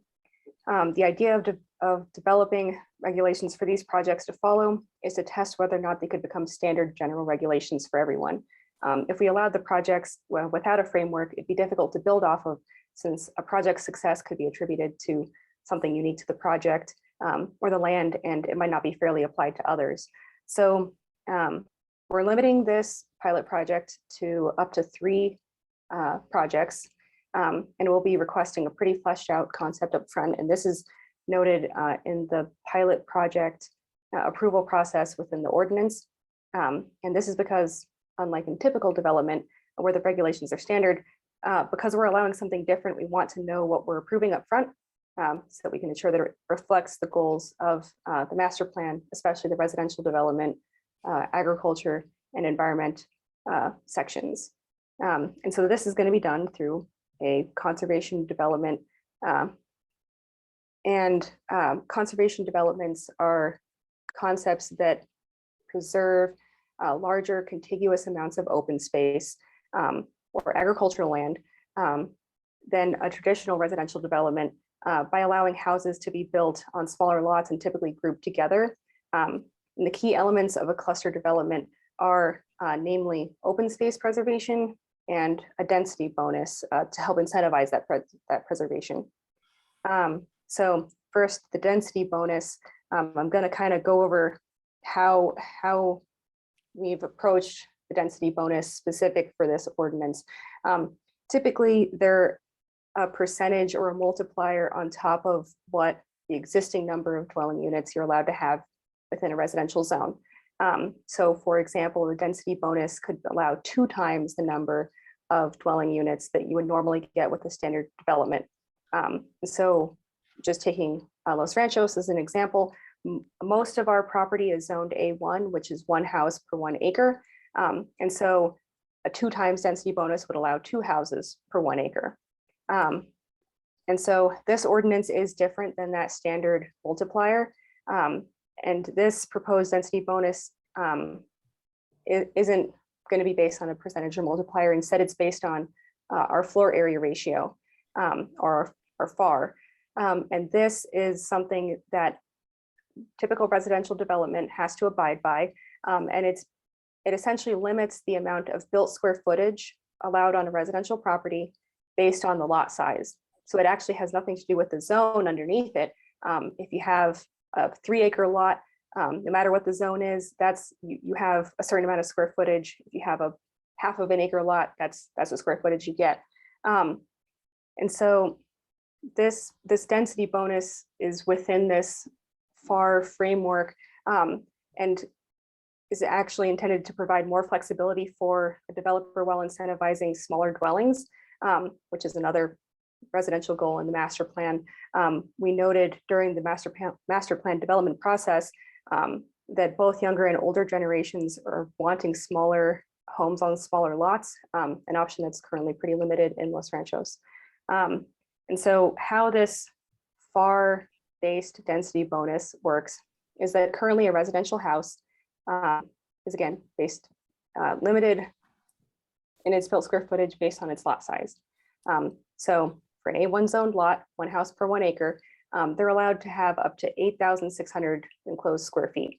And so with the conservation development standards permit, the idea is that a developer of the project would be able to be flexible within that 8,600 square feet. So that means they could build 2 4,000 square foot homes or 4 2,000 square foot homes. At the end of the day, even if there's more houses than there would traditionally be in a residential development, the built area is still the same as what could have been there originally.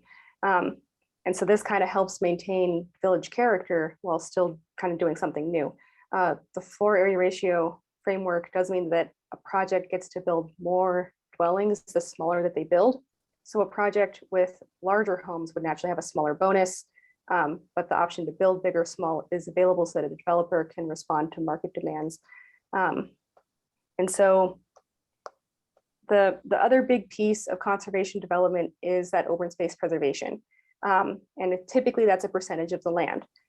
Open space in this ordinance is identified both in terms of the amount that is required to be had and then also the type of open space that we would allow. And so this can be wildlife conservation, active agriculture, or recreation, or any combination of those things. The amount of open space that's required in this ordinance is 30% excluding roads.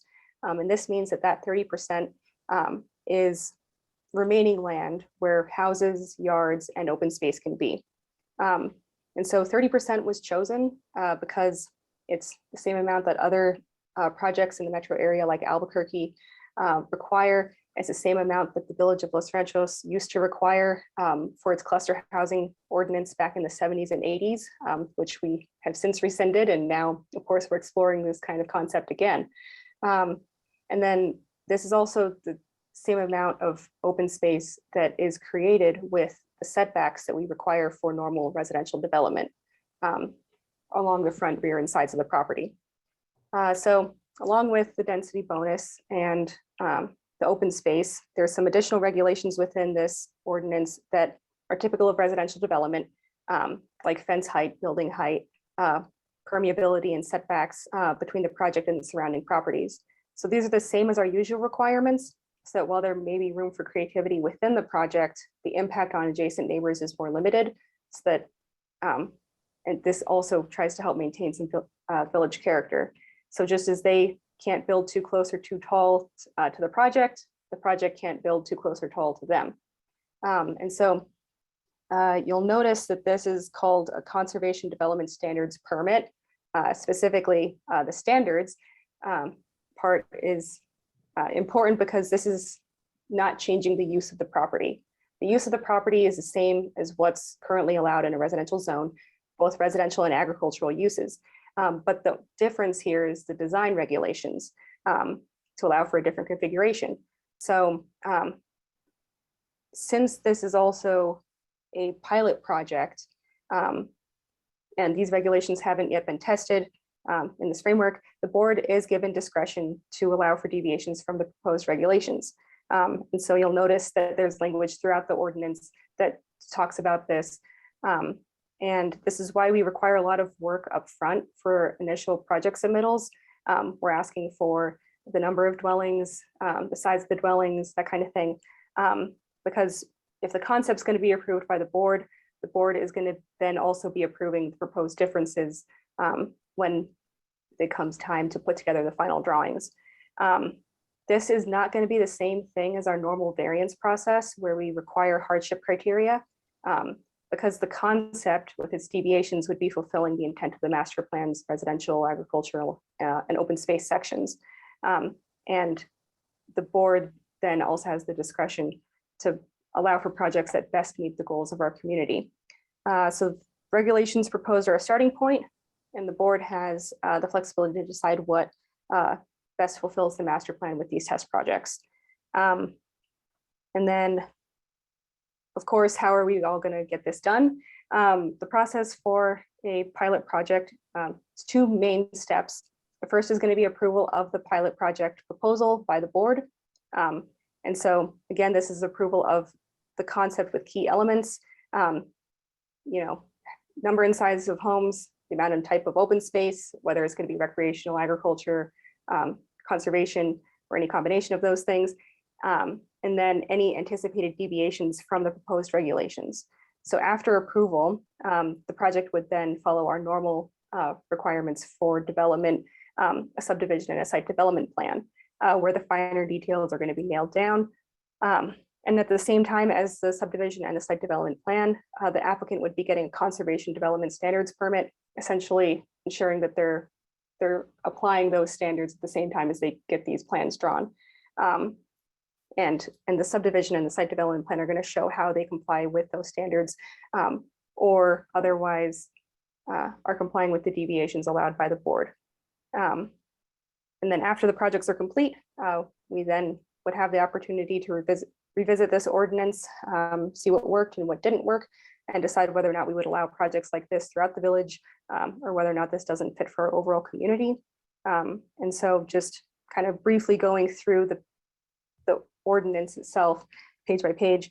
The first page, of course, has the whereas clauses where we explain the intent of this ordinance, as I just kind of explained. And then the second page and the top of the third page is the planning and zoning action matrix, in which the only two things that are changing are we're adding a pilot project proposal and a conservation development standards permit to this process. And so you'll see the final action is done by the board for the pilot project. This actually comes before the conservation development standards permit. The next page is going to be definitions. And so the red strike through is deleting existing language. The black is existing language and the blue is new language that's added to these sections. You'll notice that we have a lot of different definitions of open space, and we already have a definition essentially of conservation development. This is because the village did explore cluster housing back in the 70s and 80s, but did remove that option. And now we're trying to revisit that for the intent of the master plan. And so after that, The next section is the bulk of this, the Conservation Development Standards Permit. The purpose and intent, again, is as I described. The permissive and conditional uses are the same as what's allowed in our residential zones already. And then the big differences, of course, come with the area regulations and the floor area ratio and how that is specifically applied with a pilot project. There are some standard things that are general for residential development, height requirements for buildings and fences, what we do with existing buildings. And in particular, we're noting that acequia irrigation has to be continued in some way, shape, or form, just because, especially when it comes to preservation, with the intent of this ordinance being preservation of open space and agriculture, we want to be sure to also include the irrigating of that if it's available. The dedicated land, this section is essentially the open space section. The term dedicated land is used instead of open space because open space typically, it's typically associated with like a green vista and not necessarily perhaps a basketball court or a garden, things that are recreational or agricultural, not necessarily just open space for wildlife conservation. So the dedicated land is the general catch-all term for land that's set aside for preservation in some way, shape, or form. And then there's some details on the ownership and maintenance of this, just making sure that, you know, if it is going to be dedicated, that it remains dedicated. And then the application and approval process that I described, as well as some specifics for the pilot project itself. And I stand for any questions. Thank you very much, Tiffany, for that detailed presentation. That was very well done. Before we get to questions from the governing body and then asking the public to speak on this, I need a motion. I'd like to make a motion, Mayor, to approve ordinance number 284. I need a second. I'll second it. Mayor, Okay, go ahead. Mayor, this is Danielle. I just want to let you know that this is approving advertisement of this Correct. ordinance. So Trustee Pacheco, if you don't mind. Okay, I would like to make the motion, amend my motion to say, I'd like to approve the advertisement of ordinance number 284. Thank you. Trustee Benavides. I'll second that. Okay, thank you. Okay, now we're going to get to discussion and questions from the governing body. I'll go trustee by trustee, and then we'll open it up to the public. So Trustee Pacheco, any questions? I do, and I have some comments to start. First of all, Tiffany, I'd like to thank you for all the work that you've put into this ordinance. I know it's been a lot of going back and forth and trying to, you know, make sure that we are addressing everything that we need to in this ordinance. And again, want to thank you and staff and Attorney Winters for all the hard work done on this ordinance. As some of you may know, I was on the 2035 Master Plan Committee, and you know, we listened to hours and hours of resident feedback, presentations, especially as it relates to housing and the process of what we were going to do moving forward. It was made abundantly clear, in my opinion, that we needed some alternative housing options, and I think that this really addresses that. The one thing that that we talked about during these meetings was being able to entrust the decisions to the governing body, because these were going to be what we had hoped, you know, some really out of the box, different kind of housing options. So we wanted to make sure that our governing body were really the final say in these projects. So I just want to ensure that, you know, in reading through this, Tiffany, and maybe you can further address it, I just want to ensure that this is going to remain flexible to the developers, in that the governing body will have kind of the opportunity and the final say to the projects that are coming before us. And I see it, you know, reflected in the ordinance in a number of places. But I just want to make sure for the record that is the case. Can you further explain that? Go ahead, Tiffany. Yes, Mayor, Trustee Pacheco, trustees. Yes, so there's mentioned specifically that the board, let me just see that language. That there's conditions, and then of course, unless otherwise approved or allowed by the Board of Trustees. So that's scattered throughout some specific sections that we received feedback on that might be difficult for potential projects to comply with. But then also within section O, the pilot project itself, within the approval process under subsection 3, and then of course 3 again, I will be amending the numbering of this just so that it's a little bit more consistent. But under that, it pretty much says that the board can consider and approve each such request for, under 3.1C, the last sentence of that mentions that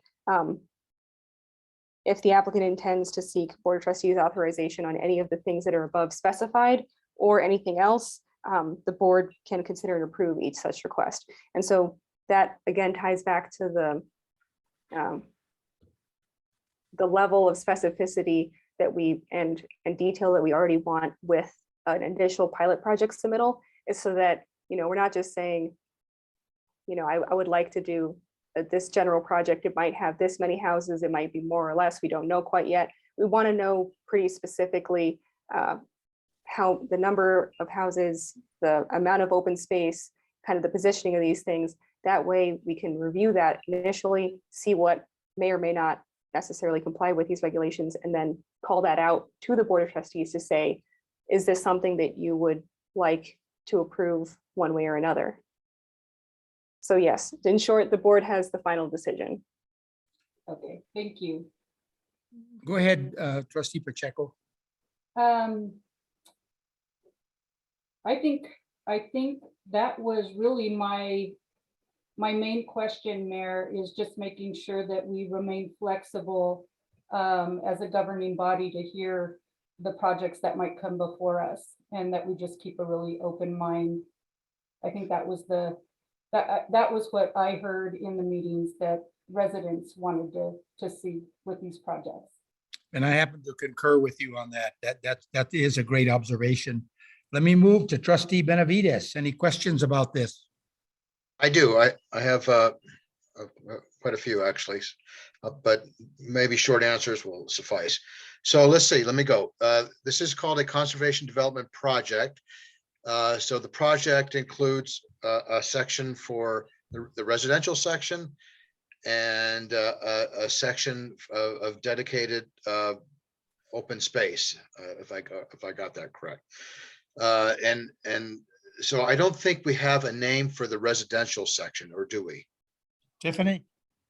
So Mayor, Trustee Benavides, trustees, no, there is not specifically one section for the residential portion of that. The Conservation Development Standards Permit section itself is only applicable to residential development, though. In the purpose and intent, it mentions that only currently residential properties can apply for this. No, what I'm getting at is yeah, let's say somebody comes with 3 A1 lots and they want to do this project. And then they're going to divide it and maybe put 6 homes where they previously could only put 3. But then, I assume there's going to be a survey done and it's going to be platted out and the whole thing. But there's not a name for that part of the property that belongs to the residences. Right? That is correct. Within the ordinance, there is nothing specifically calling it that. Okay, and it just might help the conversation if there was a name. Okay, so let's say there's 20%, let's say they go with a 20% FAR.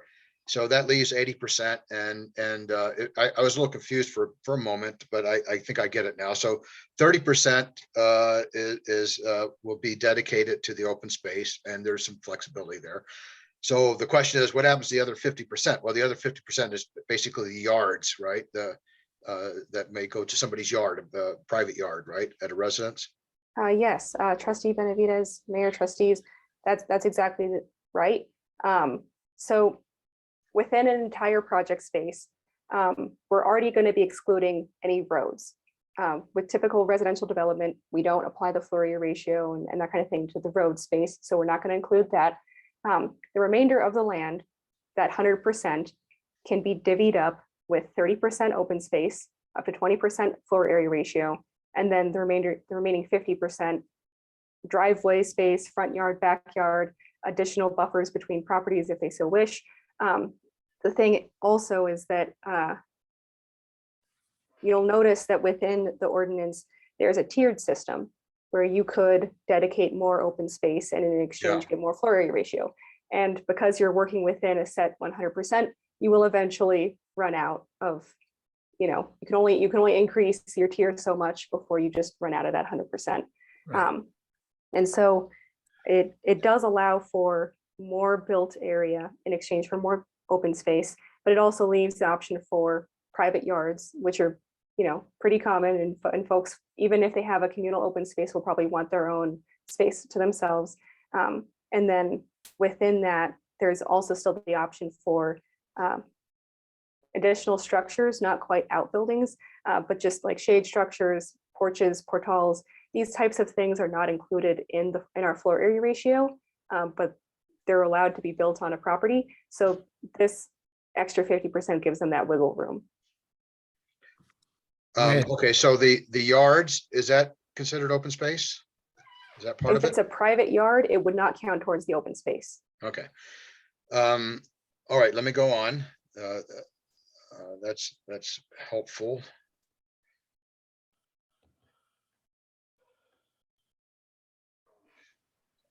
So let's see, I think there's a requirement for it to have, the project needs a minimum of 3 acres. Is that correct? Did I read that in here someplace?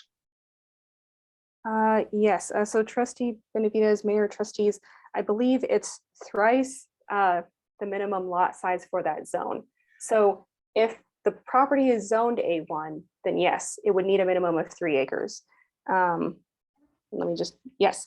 So it wouldn't, yes, if it was A1, it would need 3 acres. However, if it's an R2 zoned property which only requires one house on half of an acre, then you would only need 1.5 acres in order to do this project.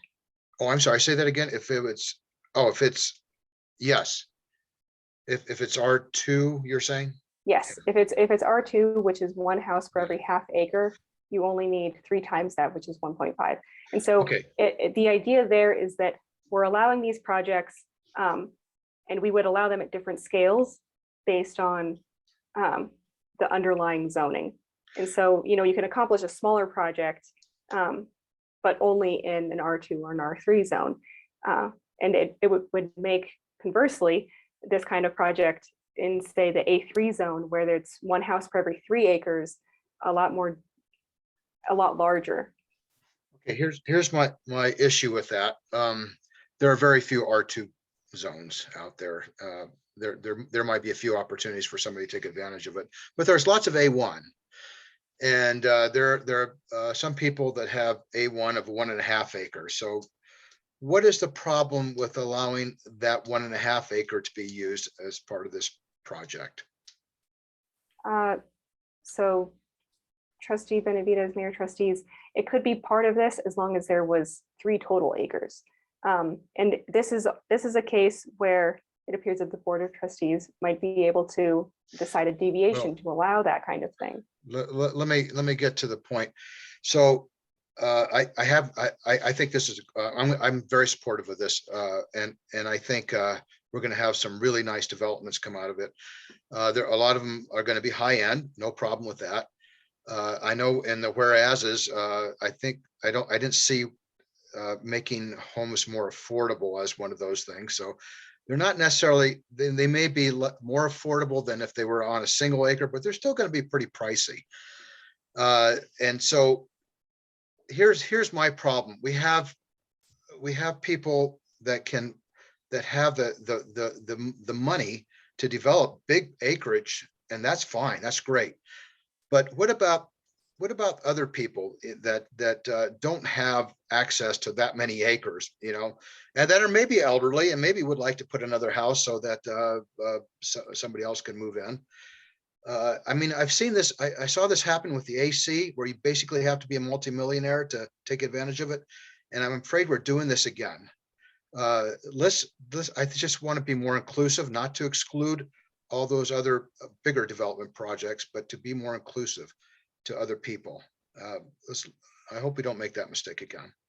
So that's my comment on that. Let me go to my other questions. Let's see. So barns are included in the FAR calculation. Is that correct? Yes. Okay. So I believe if you have A3, they're not included, right? So here's what I'm wondering. So let's say a piece of land was dedicated for agricultural use. Are we limiting people's ability to actually use it for agricultural if we do that? Right. Suddenly they can't build a barn or something, or a place to put their tractor. Right. So And just Trustee think about it. Benavides, Mayor, Trustees, it's an excellent question. That's something that we discussed quite a bit in trying to figure out whether or not agricultural buildings would count towards the floor area ratio or not. And ultimately, we decided that they would, just because there were some worries that potentially it could get taken advantage of, and what could be a open space would instead become mostly building, especially because, well, I believe that one at that, but I will also say that the floor area ratio right now is capped at 20% with an extra tier. And so there is flexibility within the floor area ratio to have additional outbuildings that aren't just main houses. And it's essentially up to the person who's developing the project whether or not that is something that they'd want to do. Because at the end of the day, whatever agricultural open space is included in the project is going to have to be communal in some way. Which means that the buildings would have to be maintained, not just the grounds.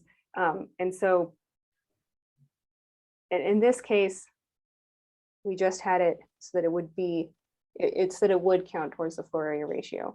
And part of that too is that, so you were correct that the A3 zone doesn't, it has a floor area ratio and it doesn't apply to barns or other agricultural buildings. That actually is not just for the A3 zone, it is for any property that's over 3 acres. And so if we were to allow that, then any project that was over 3 acres could then just not have their barns count towards the floor area ratio. And so because we were allowing this flexibility, we did want to somewhat limit it so that it wasn't mostly building. I'm encouraging you. I know this is just a pilot. We're talking about pilot. We're just advertising now, so I'm okay with doing that. But I'm encouraging you to rethink that, because there may be an unintended consequence of discouraging agricultural use. It's likely that the developer will not have the foresight to think about barns and things like that, and they'll max out their FAR, and then that'll be done. So I encourage you to rethink that. So a couple more things. Does this project allow for people to build townhomes with common walls on it? Yes. Okay. Let's see, what if the conservation development project passes through an easement on somebody else's property? Is that a problem? So Mayor, Trustee Benavides, trustees, that would be a problem. I think that would be an issue with property owner rights if it were to involve an easement on someone else's property. Are you talking about potentially like a ditch easement that runs through multiple properties? Not necessarily a ditch easement, just an easement through somebody else's property, where a house is built behind somebody else's property, you know? So any existing easements would have to either remain or be vacated, whether they're for utilities, ditches, access, or any other types of easements. And so that, it's unlikely that that would occur, just because the utilities, well, the utilities are usually, they usually don't want to vacate easements that they currently have. And if a utility easement was vacated, then they would find some kind of workaround for that. If it's a ditch easement, then if there was currently a ditch that was operating, then it would need to maintain that, and you couldn't vacate that easement. So let me use this as an example. There's an A3, or there's a piece of property, I don't know, A3, A1 properties behind another A1 where there's a house, and the 3 A1s are vacant, and they want to do this project. Well, the person in front had always assumed that there was only going to be 3 more homes built behind him, and that easement maybe can accommodate so much traffic. So we are holding the FAR limit, but we are actually increasing the automobile traffic on these roads because there's more homes, right? So that it may become an issue. I'm just something to think about. Right, and that is ultimately when you do increase density or develop anything that wasn't prior, that didn't have a home on it before, you will be increasing traffic. Well, now we're doubling. We could double it on somebody's easement. Yes, Yeah. and the width of that easement, we would take measures in order to ensure that the access easement could accommodate a higher amount of traffic. Typically, if an existing easement, an access easement goes back to the body of one property, we require it to be 20 feet wide. And if it goes back to the body of 2 or more properties, we require it to be wider so that we can ensure that there is going to be at least 2-way traffic. And then that easement itself, depending on the ownership and access rights, that property owner on the front would have, if this is a shared easement where they have some say in that, they would be able to, you know, have their say as somebody who owns part of that easement, whether or not they want somebody on that easement. Okay, let me get to the next one real quick. Existing buildings shall be considered legally non-conforming. You mean if they are already non-conforming? Is that what you mean? Yes, so existing buildings would be considered legally non-conforming in regards to the Conservation Development Standards permit. So most of the time, an existing building that would need to be legally non-conforming is typically within a setback or exceeds the maximum height limitation that we currently have. And so in those cases, they would be considered legally non-conforming. But we would typically, when a subdivision occurs, we require that the subdivision place its lot lines so that the buildings are still conforming with our setbacks and are still conforming with the rest of our design regulations. So they would be non-conforming if they currently are non-conforming. Okay, yeah, you might want to reword that because they may be, existing buildings may be conforming, right? Okay, I think just 2 more questions real quick. Let's see. So JA about dedicated land may form 1 or more areas within the conservation development. Provide at least 1 area is not interior to the conservation development. So that is a little strange. I mean, you can have 2 different areas. I mean, one could be, is there any minimum size for the area? You could have 1 large one and one really teeny one. Yes, that is the intent with this, is to provide the flexibility for the developer to create the open space. How would that would best suit the development? So, for example, there could be walking paths that lead to a larger path. There could be an interior park that's used by residents within that subdivision, but at the same time, we would say that we want at least one area that is not interior to the development so that it can be at least visually accessible to the public. And you'll be glad to know that's my last question. Thank you.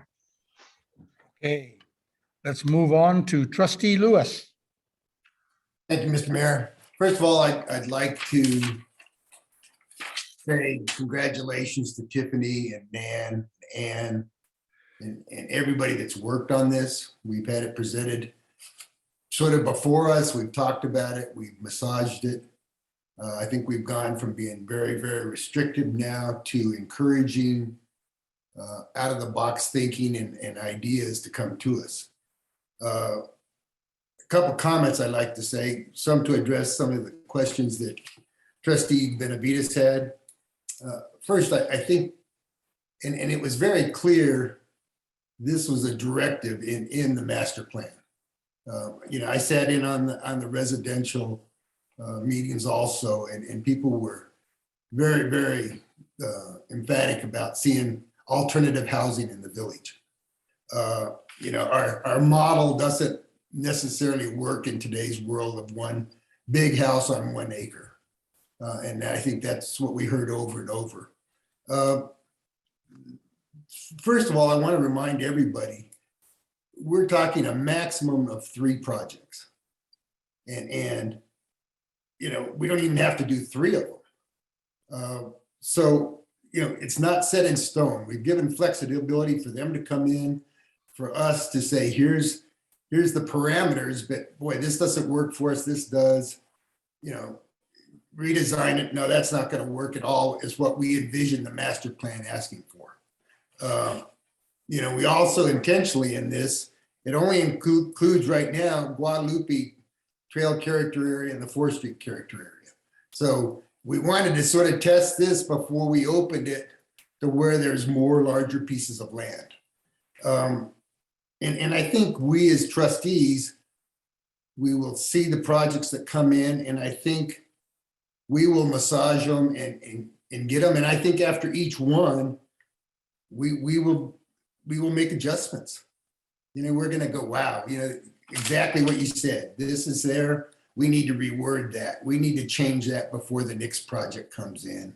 I think we have, again, we're asking to not put developers in a box so that they can bring us some really creative ideas. Some we'll like, some we won't like. But I think the first and overall goal is to bring a lot of options in for the village residents. But then 2, we have at our disposal the opportunity to make sure they're really nice and that they fit the master plan and what we think people are wanting. And then, it can become all inclusive. It's not necessarily all inclusive to start. It might be, we have the option, I think, to come back and correct me if I'm wrong. Wow, somebody comes in and here's a really neat project, doesn't quite meet this, part of it or this part of it. We have the option to help them massage some of it if we think it's really special. Again, because we're only going to do a maximum of 3 of these projects before we sit down and evaluate the whole thing. And then the last thing I'd like to say just about, one of your concerns about traffic. You talked about a house that has 3 lots behind them and they're only talking about 3 houses. Well, depending on the size of those lots, they could be 3 large houses with 4-car garages. Or you could have, so you've got 12 possible cars there. You could also have, 6 houses with 2-car garages, and you're still at 12 cars. So more houses doesn't necessarily mean more cars when you're talking about the potential for an 8,600 square foot house that has a 4 or 5-car garage. So again, I think these are all things we have to see and consider one at a time with each project that we consider and finally and ultimately approve. And so I feel pretty good about how this is presented, how it's come about, and where we're at with it today. So those are my comments. Thank you, Trustee Lewis. Trustee Radnovich. Thank you, Mayor. I do have some comments, and Trustee Benavides and I just got here. And I did attend every single one of the 2035 master plan meetings, except for one, had a conflict. And I guess my first comment is, I'm not sure it's ready for prime time yet, the ordinance.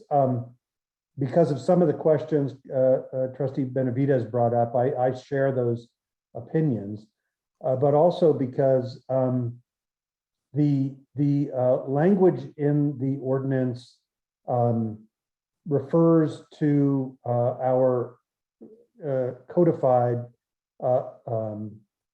it refers to our codes for A1 and the R3 areas only.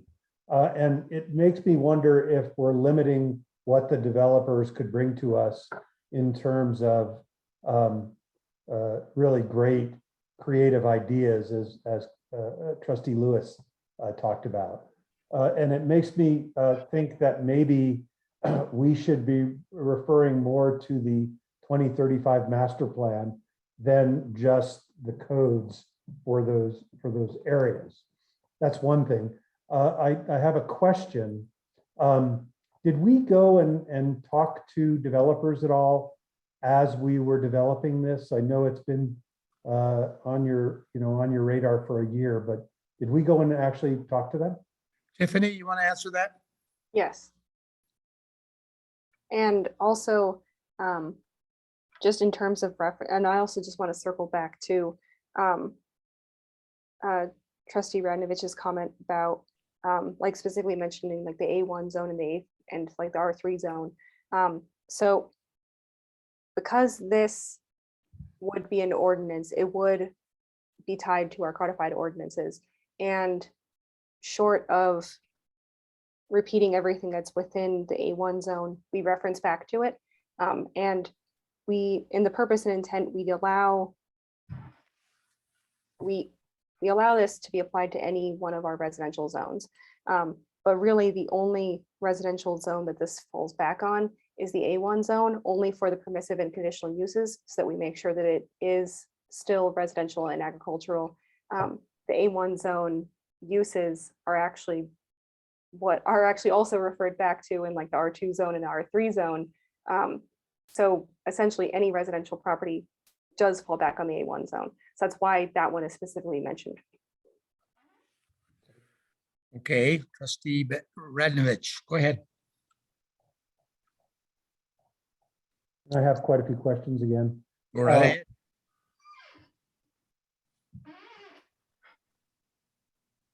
Because one of the zones, one of the character areas, excuse me, is on 4th Street, did you talk about mixed use as opposed to purely residential cluster development? Because there is a lot of commercial development on 4th Street. Right. So Trustee Radnovich, Mayor, Trustees, no. In this case, this ordinance only refers to residential development.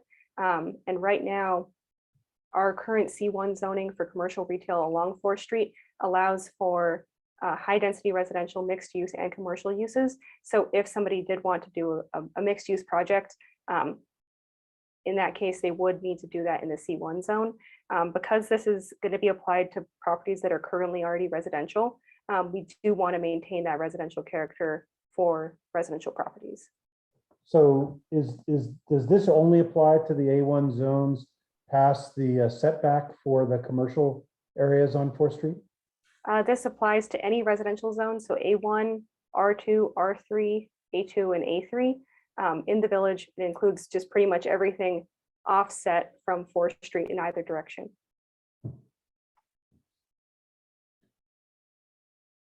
Let's see.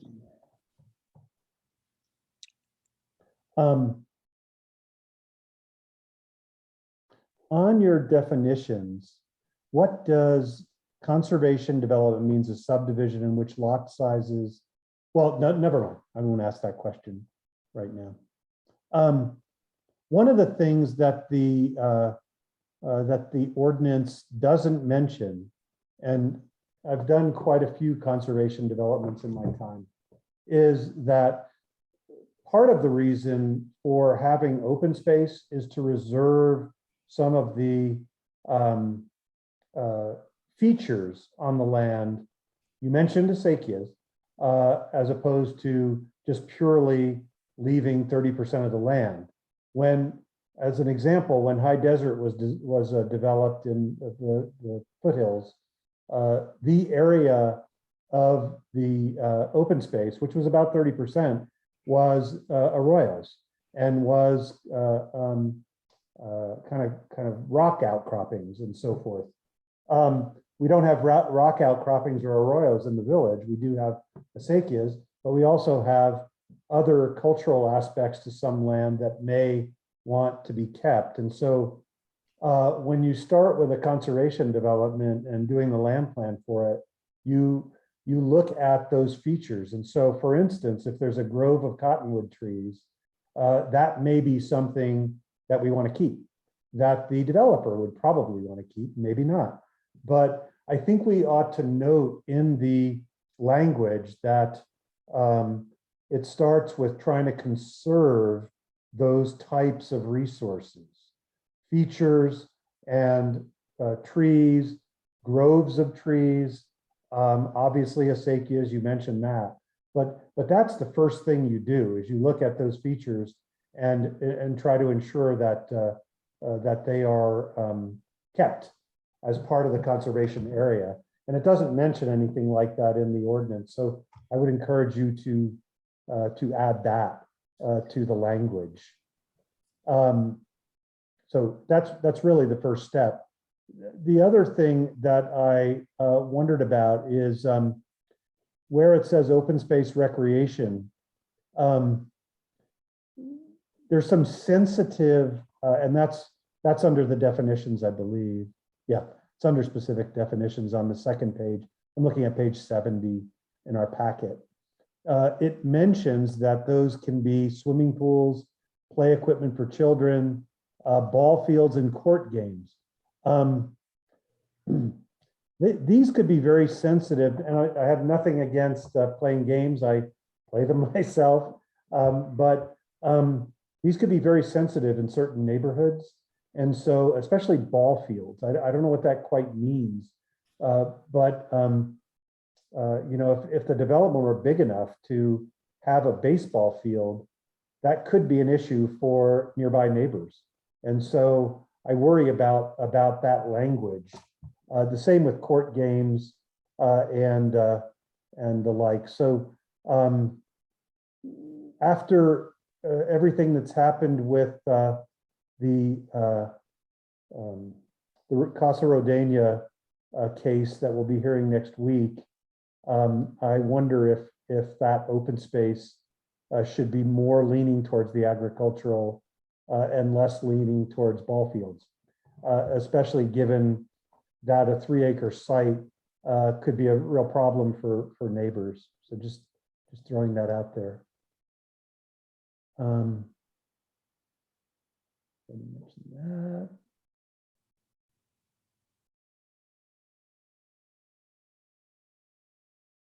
So do we, I know we already heard from one of the possible developers. I believe she spoke at my first meeting at last month, that she wanted to be one of the people doing this. Are there other developers that have already come to you and talked to you about not just the ordinance, but projects? Go ahead, Tiffany. Yes, they have. And And I can confirm that at least some of them are in attendance at tonight's meeting. oh, I see. Good. Glad to hear it. Bear with me. Yeah, so let's see. So I want to, on page 71, again, we talk about the village code. And I think we ought to even open it up more than that so that we can have a really creative look at this. And so I would encourage us to also add language in that section that talks about the village master plan. And I think trustee Pacheco and trustee Lewis and trustee Benavides all talked about that, because there are some things that were said in the master plan and orientations that were commented on that I think should be part of the ordinance as well. So I would encourage that. Oh, am I right in understanding, and I'm sorry I'm taking so long again, am I right in understanding that we're going to be using the same setbacks for the cluster of buildings that we would be using for one building in those specific zones? So the way that the setbacks are going to work is that the setbacks are only going to apply to the exterior of the property. And within the development itself, the setbacks are actually allowed to be up to 0. So again, going back to trustee Benavides' question, yes, you could have a townhouse with common walls, but the idea with the setbacks exterior to the property is that the neighboring properties that are typical residential development, it's the same setback that would have been applied if it was just a regular old home there. So it could allow multiple homes within a setback on, say, one lot, if that lot is, say, a 2-acre lot or a 3-acre lot, or even 1 acre. I don't believe it would allow it within the setback. So, like, Not within the setback, but up to the setback. Yes, yes. Okay. That, we may want to look at that as well. And I think, oh, you had one section under height regulations that I didn't quite understand.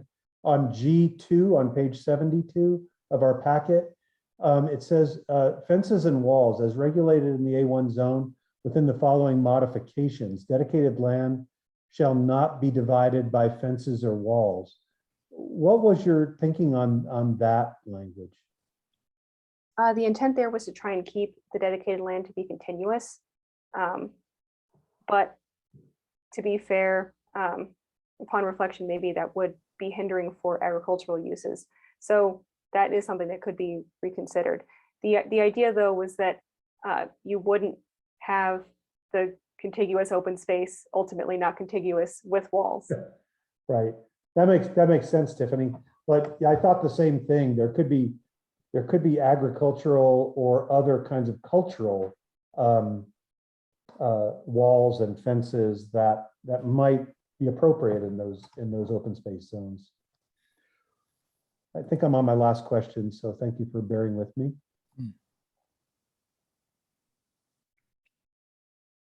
One of the things also that I noticed on dedicated land, this is on my page 73 of the packet. We talk about agricultural, recreation, and conservation use. What about pure landscape, pure landscaping? Habitat could be part of that, and you did mention habitat. I don't know that I saw the word habitat anywhere in the ordinance language, but it seems to me that that's kind of restricted too.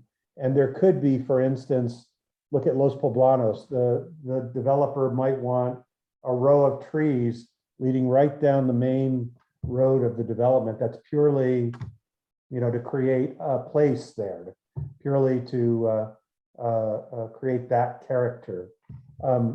Would the ordinance allow that? So the ordinance would allow that. As to whether or not those trees would count towards that open space requirement, though, that is something that perhaps will have to be decided by the trustees, whether or not that's part of a road easement or if it's its own dedicated part of like a conservation easement alongside that roadway and could count towards that open space requirement.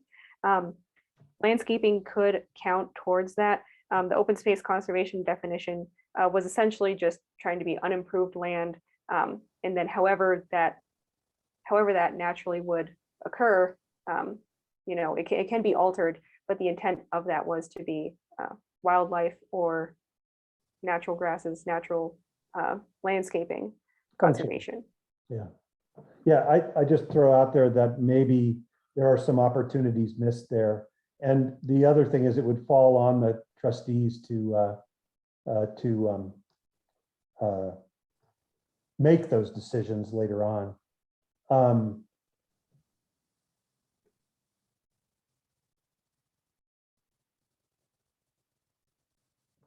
On page 74, my page 74, it says abandonment or vacation of dedicated land is prohibited as a condition of approval unless allowed otherwise by the trustees. What exactly was that getting at? So the idea there was, I believe the village actually had an incident with its prior cluster housing ordinance where the developer had created open space and then sold it to themselves, and therefore the open space was removed. And so the idea there was to prevent that from happening again and to ensure that anything that's dedicated in perpetuity really is in perpetuity. But we did want to allow that if extenuating circumstances did arise, the board of trustees could, at a later time decide to amend that, so that we do have some flexibility for the unforeseen. Okay. That makes sense.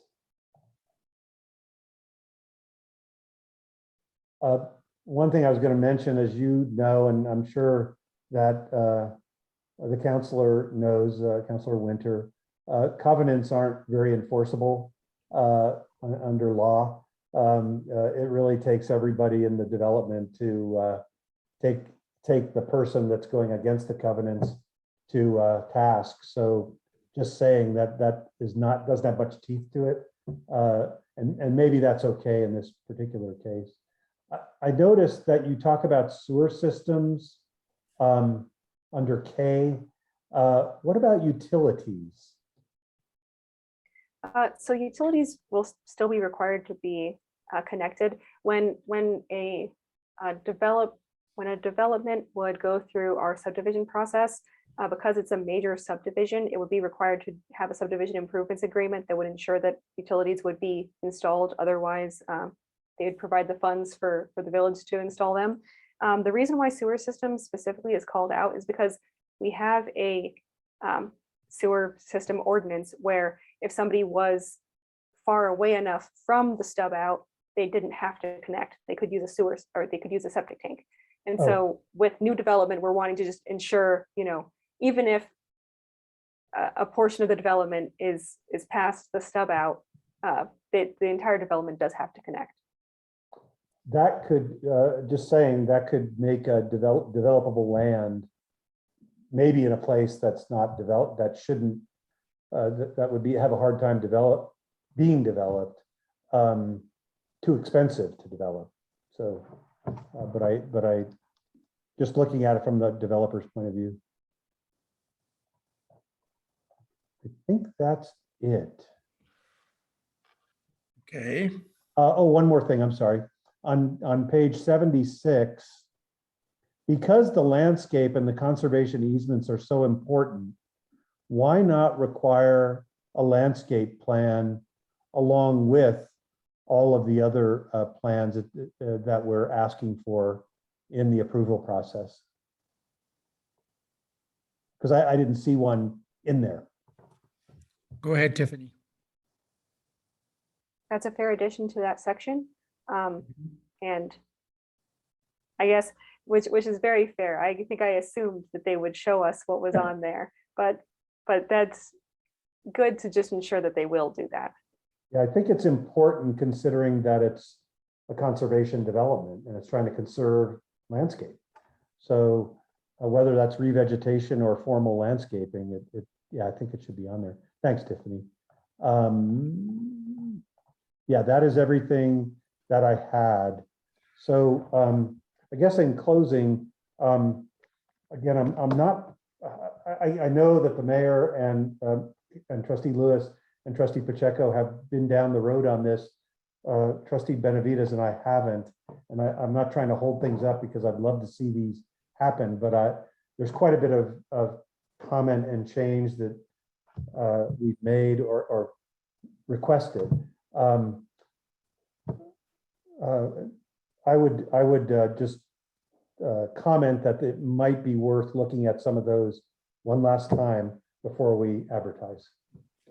Thank you, Trustee Radnovich. At this time, I'm going to ask, is there anyone from the public wishing to speak on this matter?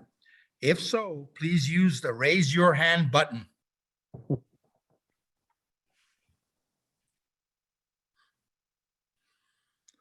Mr. Mayor, I have no hands raised. Okay, then I'm going to. Stand by, Mr. Mayor. We had one hand last minute. Okay, that's fine. State your name and address, whoever it is, and you have 3 minutes.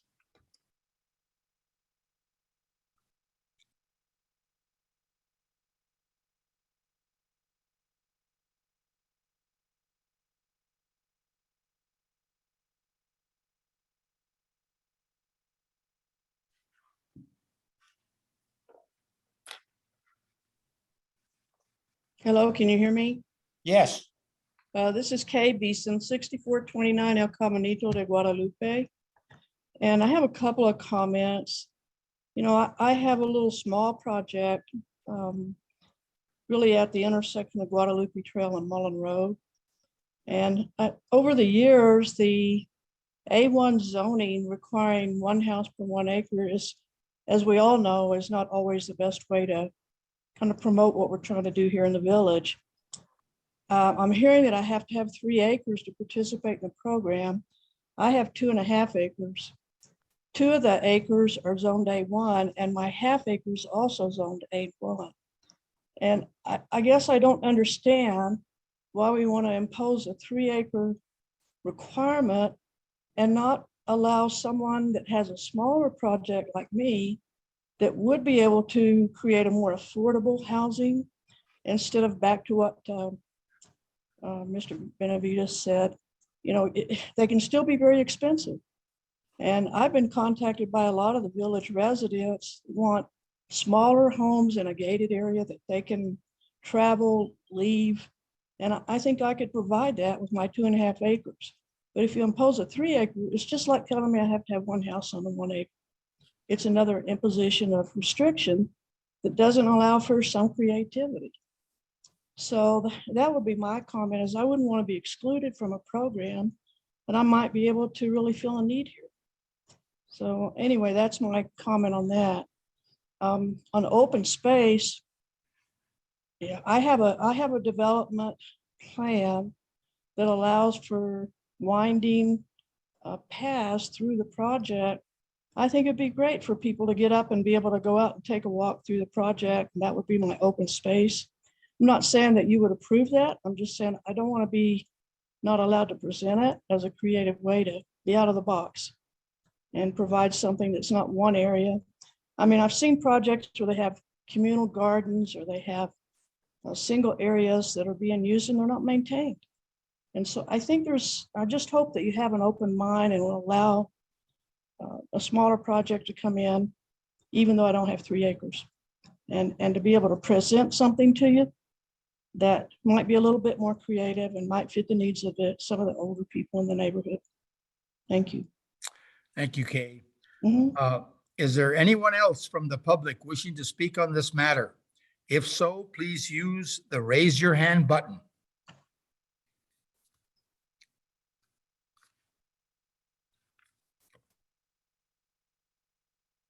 There are no other hands raised, Mr. Mayor. Therefore, I'm going to call for the question, call for the roll call vote. Trustee Pacheco. Yes. Trustee Benavides. Yes. Trustee Lewis. Yes. Trustee Radnovich.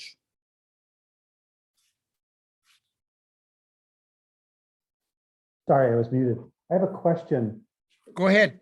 There have been quite a few comments, and I know that Tiffany's taking notes. If we vote yes, does that mean we will not see the ordinance will be advertised, and that we can't see the results of those questions and notes? I don't believe so, Trustee Radnovich. Tiffany, it's my understanding that this advertisement period allows for modification of this ordinance. Am I correct? Yes, Mayor, that is correct. We did something very similar with our cannabis ordinance. Right. We advertised and then we made some changes based on trustee discussion. And then the next month, we had those changes in the new ordinance. And then we actually deferred adoption of that a few more times to really figure out the language. Oh, thank you. That explains, Mayor, trustees. Thank you. I'll say yes. Okay, motion carries. We're now going to move to item B. Recommendation by Evaluation Committee of Award for the Request for Proposals, RFP number 2021-11-01, Farming and Agricultural Services, authorizing the mayor to begin contract negotiation between the Village of Los Ranchos to Albuquerque with the following firm: Southwest Soil Health, LLC. Administrator Simon. Thank you, Mayor, trustees. Yes, Mayor, on January 12th, you may recall, a motion was made, seconded, and carried to defer the award of RFP number 2021-11-01, request for proposals for farming and agriculture services for a month until we could provide more information on the RFP, the process, and review by the trustees of that process. The information regarding the RFP was provided to the governing body on Friday, January 14th by our clerk, Danielle Cedillo Molina. The unfinished business action item is in front of you tonight for your decision. And to summarize, the village's intent was to select one firm to provide farming and agriculture services for certain lands owned by the village. In this case, it is the Paseo del Norte property. It's approximately 40 acres, some of which we own, some of which we manage per agreements with the state and the county. 2 rating tabulation sheets are in your packet. One is by average points. The other is total points based on 5 evaluator individual scores. I want to make a special note. There was a formula calculation error, excuse me, in the tabulation sheets in the January packet. We averaged based on 4 reviewers when there were 5. That correction has been made. It's in your packet. It did not change the outcome. The committee has recommended awarding the RFP to the following firm: Southwest Soil Health, LLC. Again, the village would like to thank all the offerers for their time and effort in submitting their professional proposals. We got some great ones. The action before you is requesting your approval to authorize the mayor to begin contract negotiation with this selected firm. I stand for questions. So before we get to the discussion from the governing body, I do need a motion. Make a motion to have, excuse me. I make a motion to have the mayor start discussions per the RFP with Southwest Soil Health LLC. I need a second. Second that. Okay. We can now have questions and discussion from the governing body. Let's go trustee by trustee. Trustee Pacheco. I have no questions, Mayor. Trustee Benavides. Just a comment, this process was started before I was elected to the board, and I have no reason to believe that that there was anything done that was unethical or that was biased. To me, the process was put in place and was fair, as far as I can tell. That's all. Trustee Lewis. Yes, thank you. Last month, there was some questions as to, was this process, totally up and up, and there were questions about if it was good or not good, and was it transparent? And I told people last month that I would look into it, and I did. I looked at the process, I looked at how we handled it, and I was totally satisfied that it was handled per all the specifications and all the codes. And because of that, as I said last month, I will vote for it. once I had my questions answered, and they've all been answered. So Thank you, Trustee Lewis. Trustee Radnovich. I don't have any questions, Mayor, but I will say that I would like the village to consider doing RFPs a little bit differently in the future. As I mentioned last month, not using necessarily the numbers in place of names and the other things that I mentioned. So I'm fine. Okay, I understand before I get to the general public to speak on this matter, we have Jacobo Sanchez. Is that correct? Is he available to speak to the Board of Trustees? Mayor, this is Danielle. He was on earlier. However, oh, he is back on. Okay. One moment. Let's move him over. Kiko, if you wouldn't mind moving him over.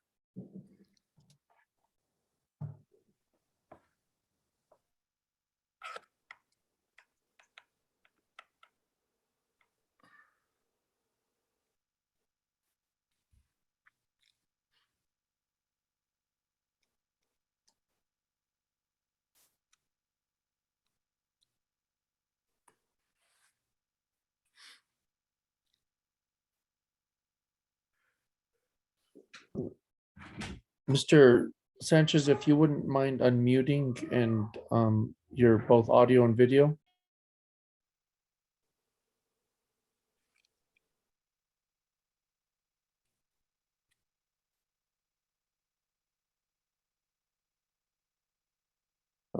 Mr. Sanchez, it appears, has left the meeting. Okay, well, that's fine. I need to ask, is there anyone from the public wishing to speak on this matter? If so, please use the raise your hand button.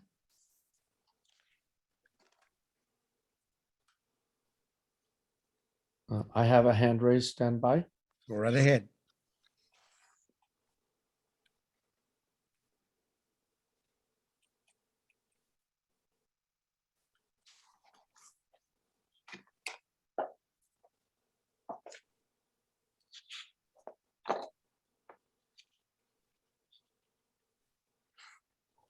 Mr. Montoya, can you please unmute?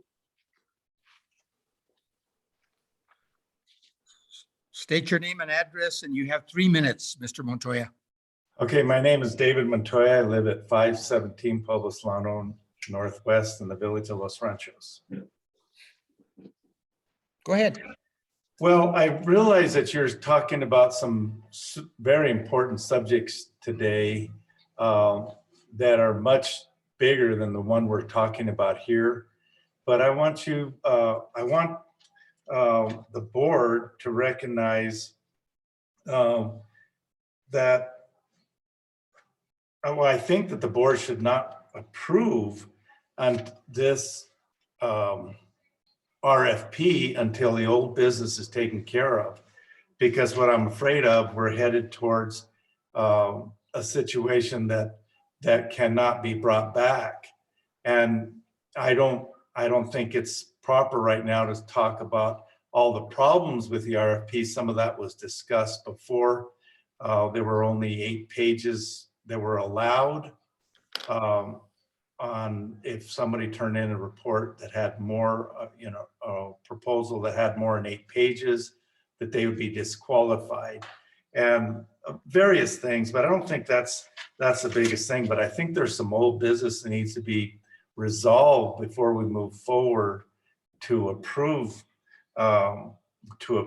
this proposal.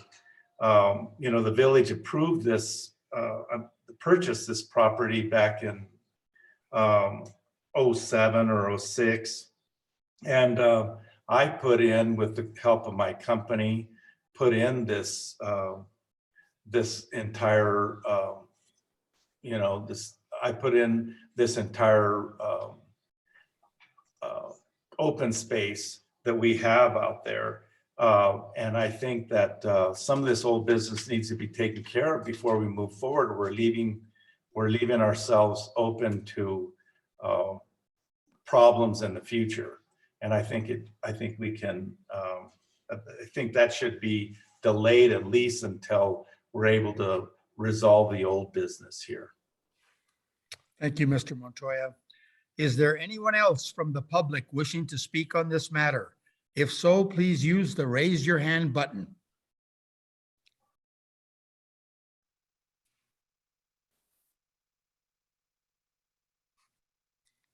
I have no other hands raised, Mr. Mayor. Therefore, I'm going to call for the question. I'm going to call for the roll call vote. Trustee Pacheco, Yes.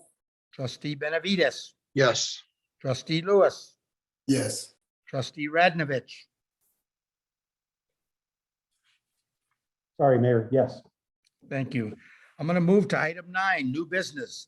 A, discussion and approval to adopt ordinance number 285, an ordinance amending chapter 3, article 1 of the Village of Los Ranchos codified ordinances regarding business registration and licensing, amending chapter 9, article 3 of the Village of Los Ranchos codified ordinances requiring permit for the sale, construction, and remodel of property. Director Tiffany Justice.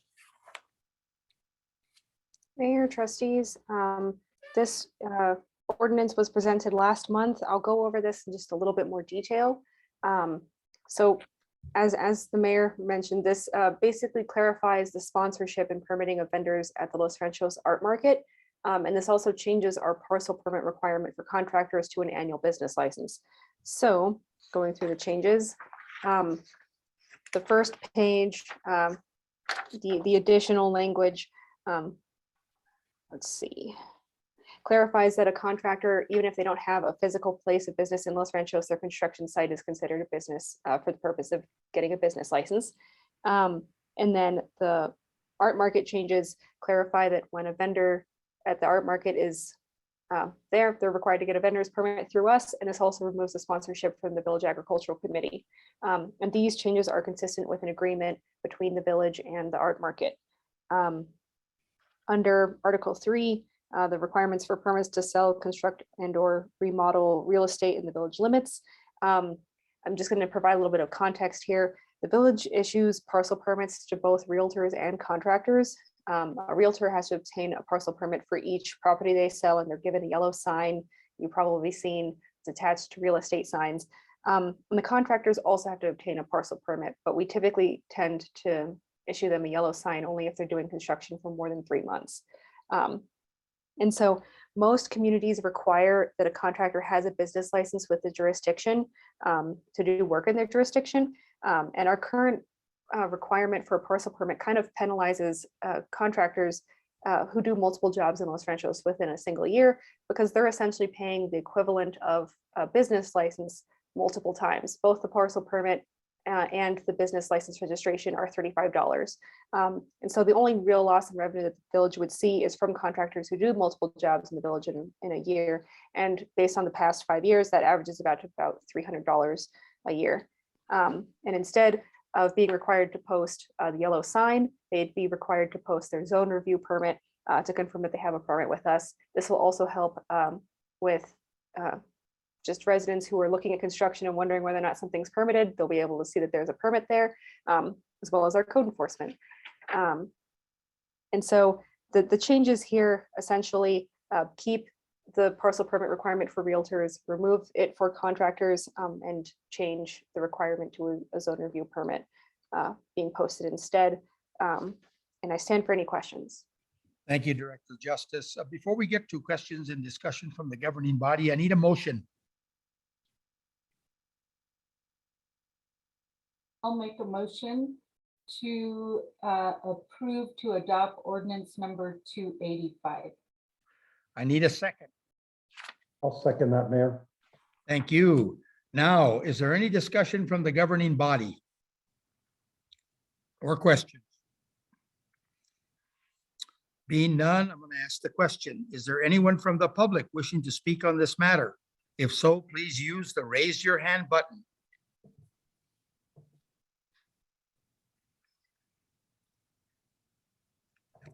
Mr. Mayor, I have no hands raised. Therefore, I'm going to call for the question, call for the roll call vote. Trustee Pacheco, Yes. Trustee Benavides, Yes. Trustee Lewis, Yes. Trustee Radnovich. Yes. Thank you. Item B, in accordance with the Village of Los Ranchos 2013 Codified Ordinances, Chapter 9, Section 9.2, Point 2, Planning and Zoning Commission, parentheses A, membership. The commission shall consist of 7 members who shall be appointed by the mayor with the advice and consent of the members of the governing body. Item 1, Planning and Zoning Commissioners for 2022-2023. Connie Barrow, Karen Christensen, Dan Gay, Mary Holman, who is a new appointee, J.T. Michelson, Drew Seavey, Shalene Smith. Director Justice.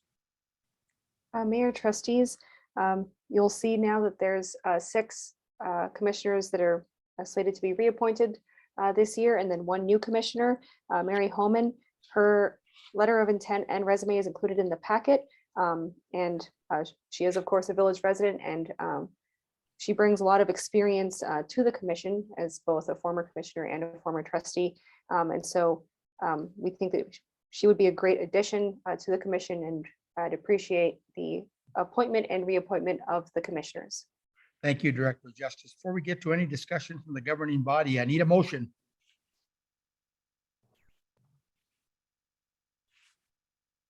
I'll make them, go ahead, Gil. Too slow. So let's see. Let me see if I can word it right. I'm going to make a motion to approve the P&Z commissioners in 9B. Do I include Mary Holman in that, or do we do that separately? No, you do it. You include. Okay. So including all those that are listed in 9B. Thank you. I need a second. I I'll second. second that, Mayor. Thank you. Any discussion from the governing body? Being none, is there anyone from the public wishing to speak on this matter? If so, please use the raise your hand button.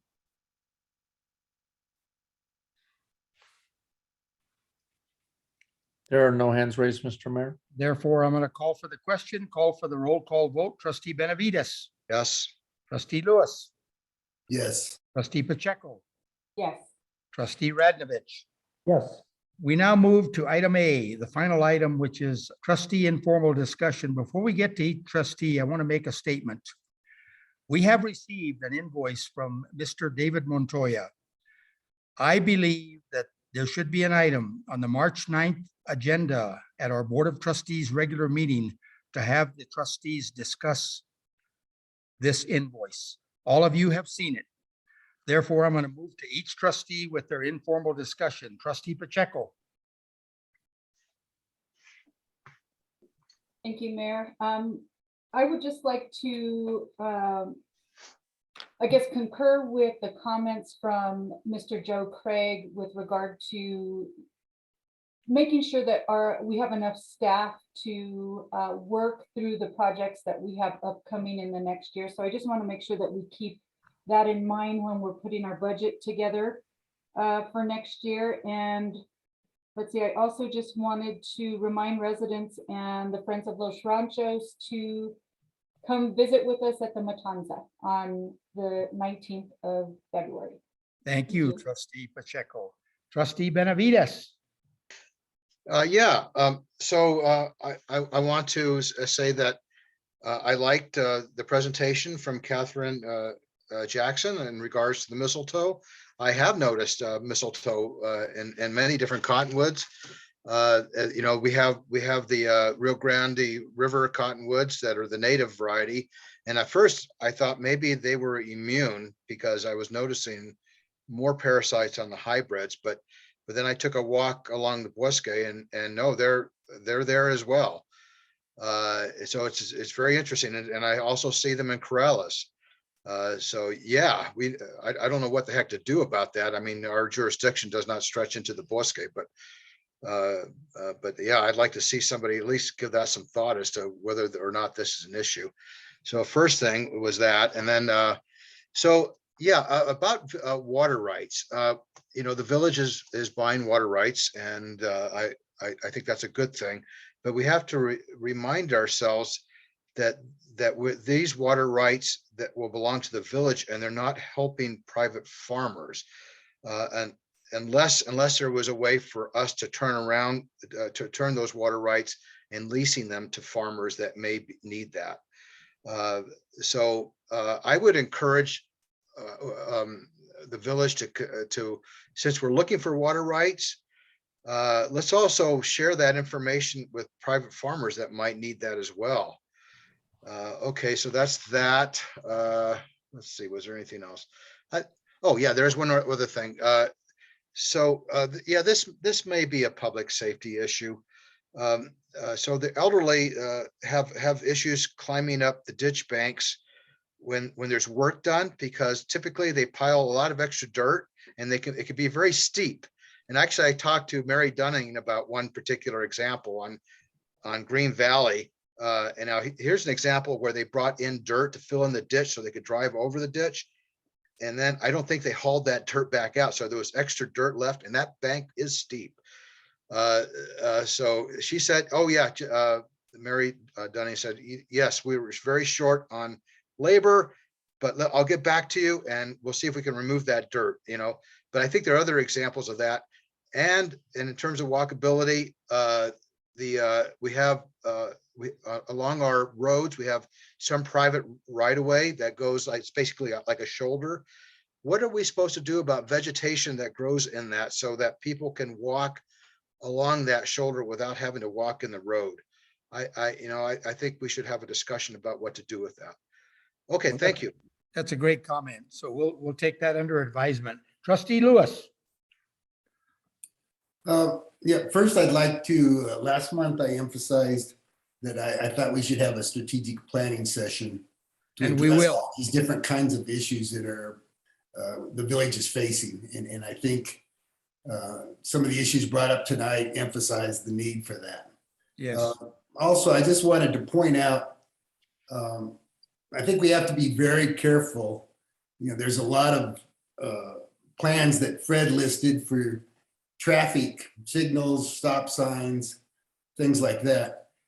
We have to be very careful because, if you put a three-way stop on El Pueblo and Guadalupe Trail, all of a sudden you might be forcing a lot of traffic.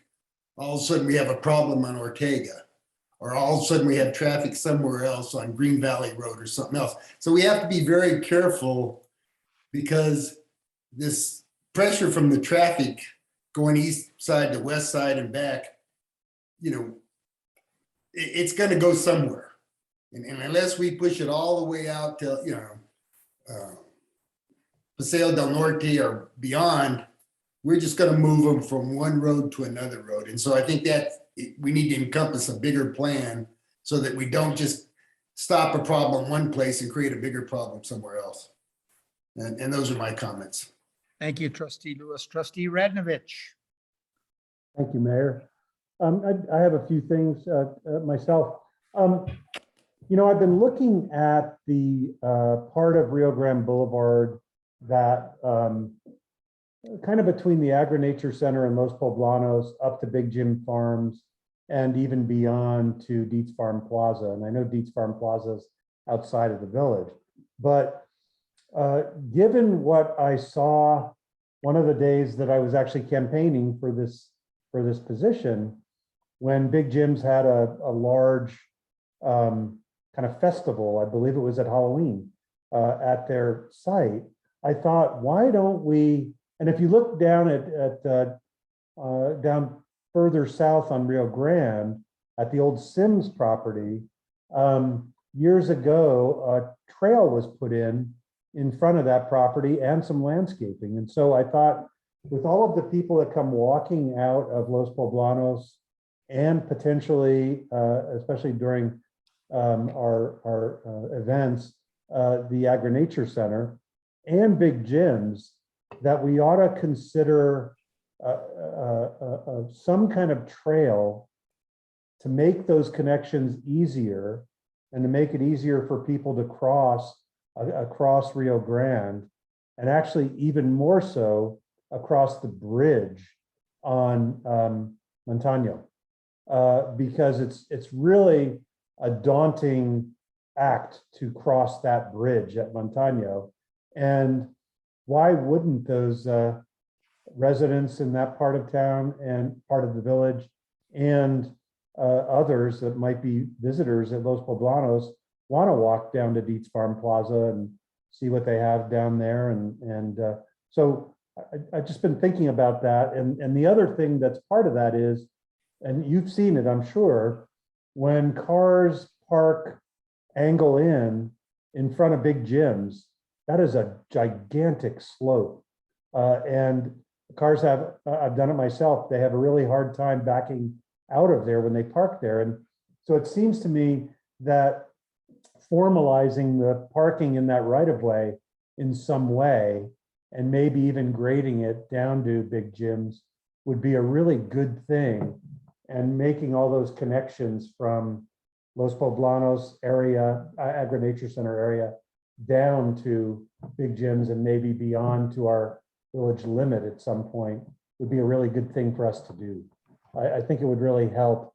And I did bring up, I think last month, the possibility of a kind of a shuttle or a hayride or something like that from our Agri-Nature Center down to big gyms during events like that to help with the parking. I don't know if any of you all saw that. I bet Trustee Lewis did, since he lives around there. But I think that would be something worth doing for us. The other thing I wanted to mention is, I don't quite know how to say this, but when I drive by and walk by the Camino Real Motel, they've got some pretty weird stuff in their parking lot. And everything from shopping carts with signs that say one way, this way, to planters that, some of which are not even planters, they're just like buckets. And there must be something in our code that could stop that. It really makes 4th Street look trashy. And I hate to point fingers at one of our resident businesses, but I just think we need to clean that up because it really doesn't help 4th Street attract business or attract visitors. It just looks gross. And so I just wanted to say that I think it's something we should look at. The mistletoes, interestingly enough, are starting to happen on trees other than cottonwoods. And I've never seen that in my entire career as a landscape architect and planner. I've seen them on ash trees now. So I think what Catherine was mentioning was a really good thing. I believe her name was, I think I wrote it down here. No, I didn't, but I'm sure we have a record of it. I know that Commissioner Seavey talked about having a ordinance to, or maybe not an ordinance, but some kind of plan for our cottonwoods. Our cottonwoods are right on our logo there on our screen. Right. And I would really encourage us to do that. I'd be happy to participate in that, because I think those cottonwoods are worth saving, and they're also worth planning so that these landmarks these recognizable landmarks become enhancements, and we consider the future by planting more of them. So just saying, and I think I had one more thing that I wanted to say. Yes. You know, I've heard from a few village residents when I bump into them that, and I think Sandra, Trustee Pacheco mentioned this, and I think Trustee Benavides did as well. We have a really hardworking staff, and I really think we need to help them. Anne seems to be working the candle at both ends, and even if we could get an administrator or someone that could help her with some of her tasks, like Tiffany has helped with the planning and zoning crew, I think that might be really helpful, because Anne, I think you could use the help. So I just wanted to say that as well. And that's Thank it, you, really. Trustee Radnovich. With that, the meeting is now adjourned. The time is 10:15 p.m. and I do need a second. I'll second it. Thank you. Meeting is adjourned. Thank you, everybody, for attending a wonderful meeting. Thank you, everybody. Good meeting. Thank you, Yes. everybody. It was. Bye-bye. Bye.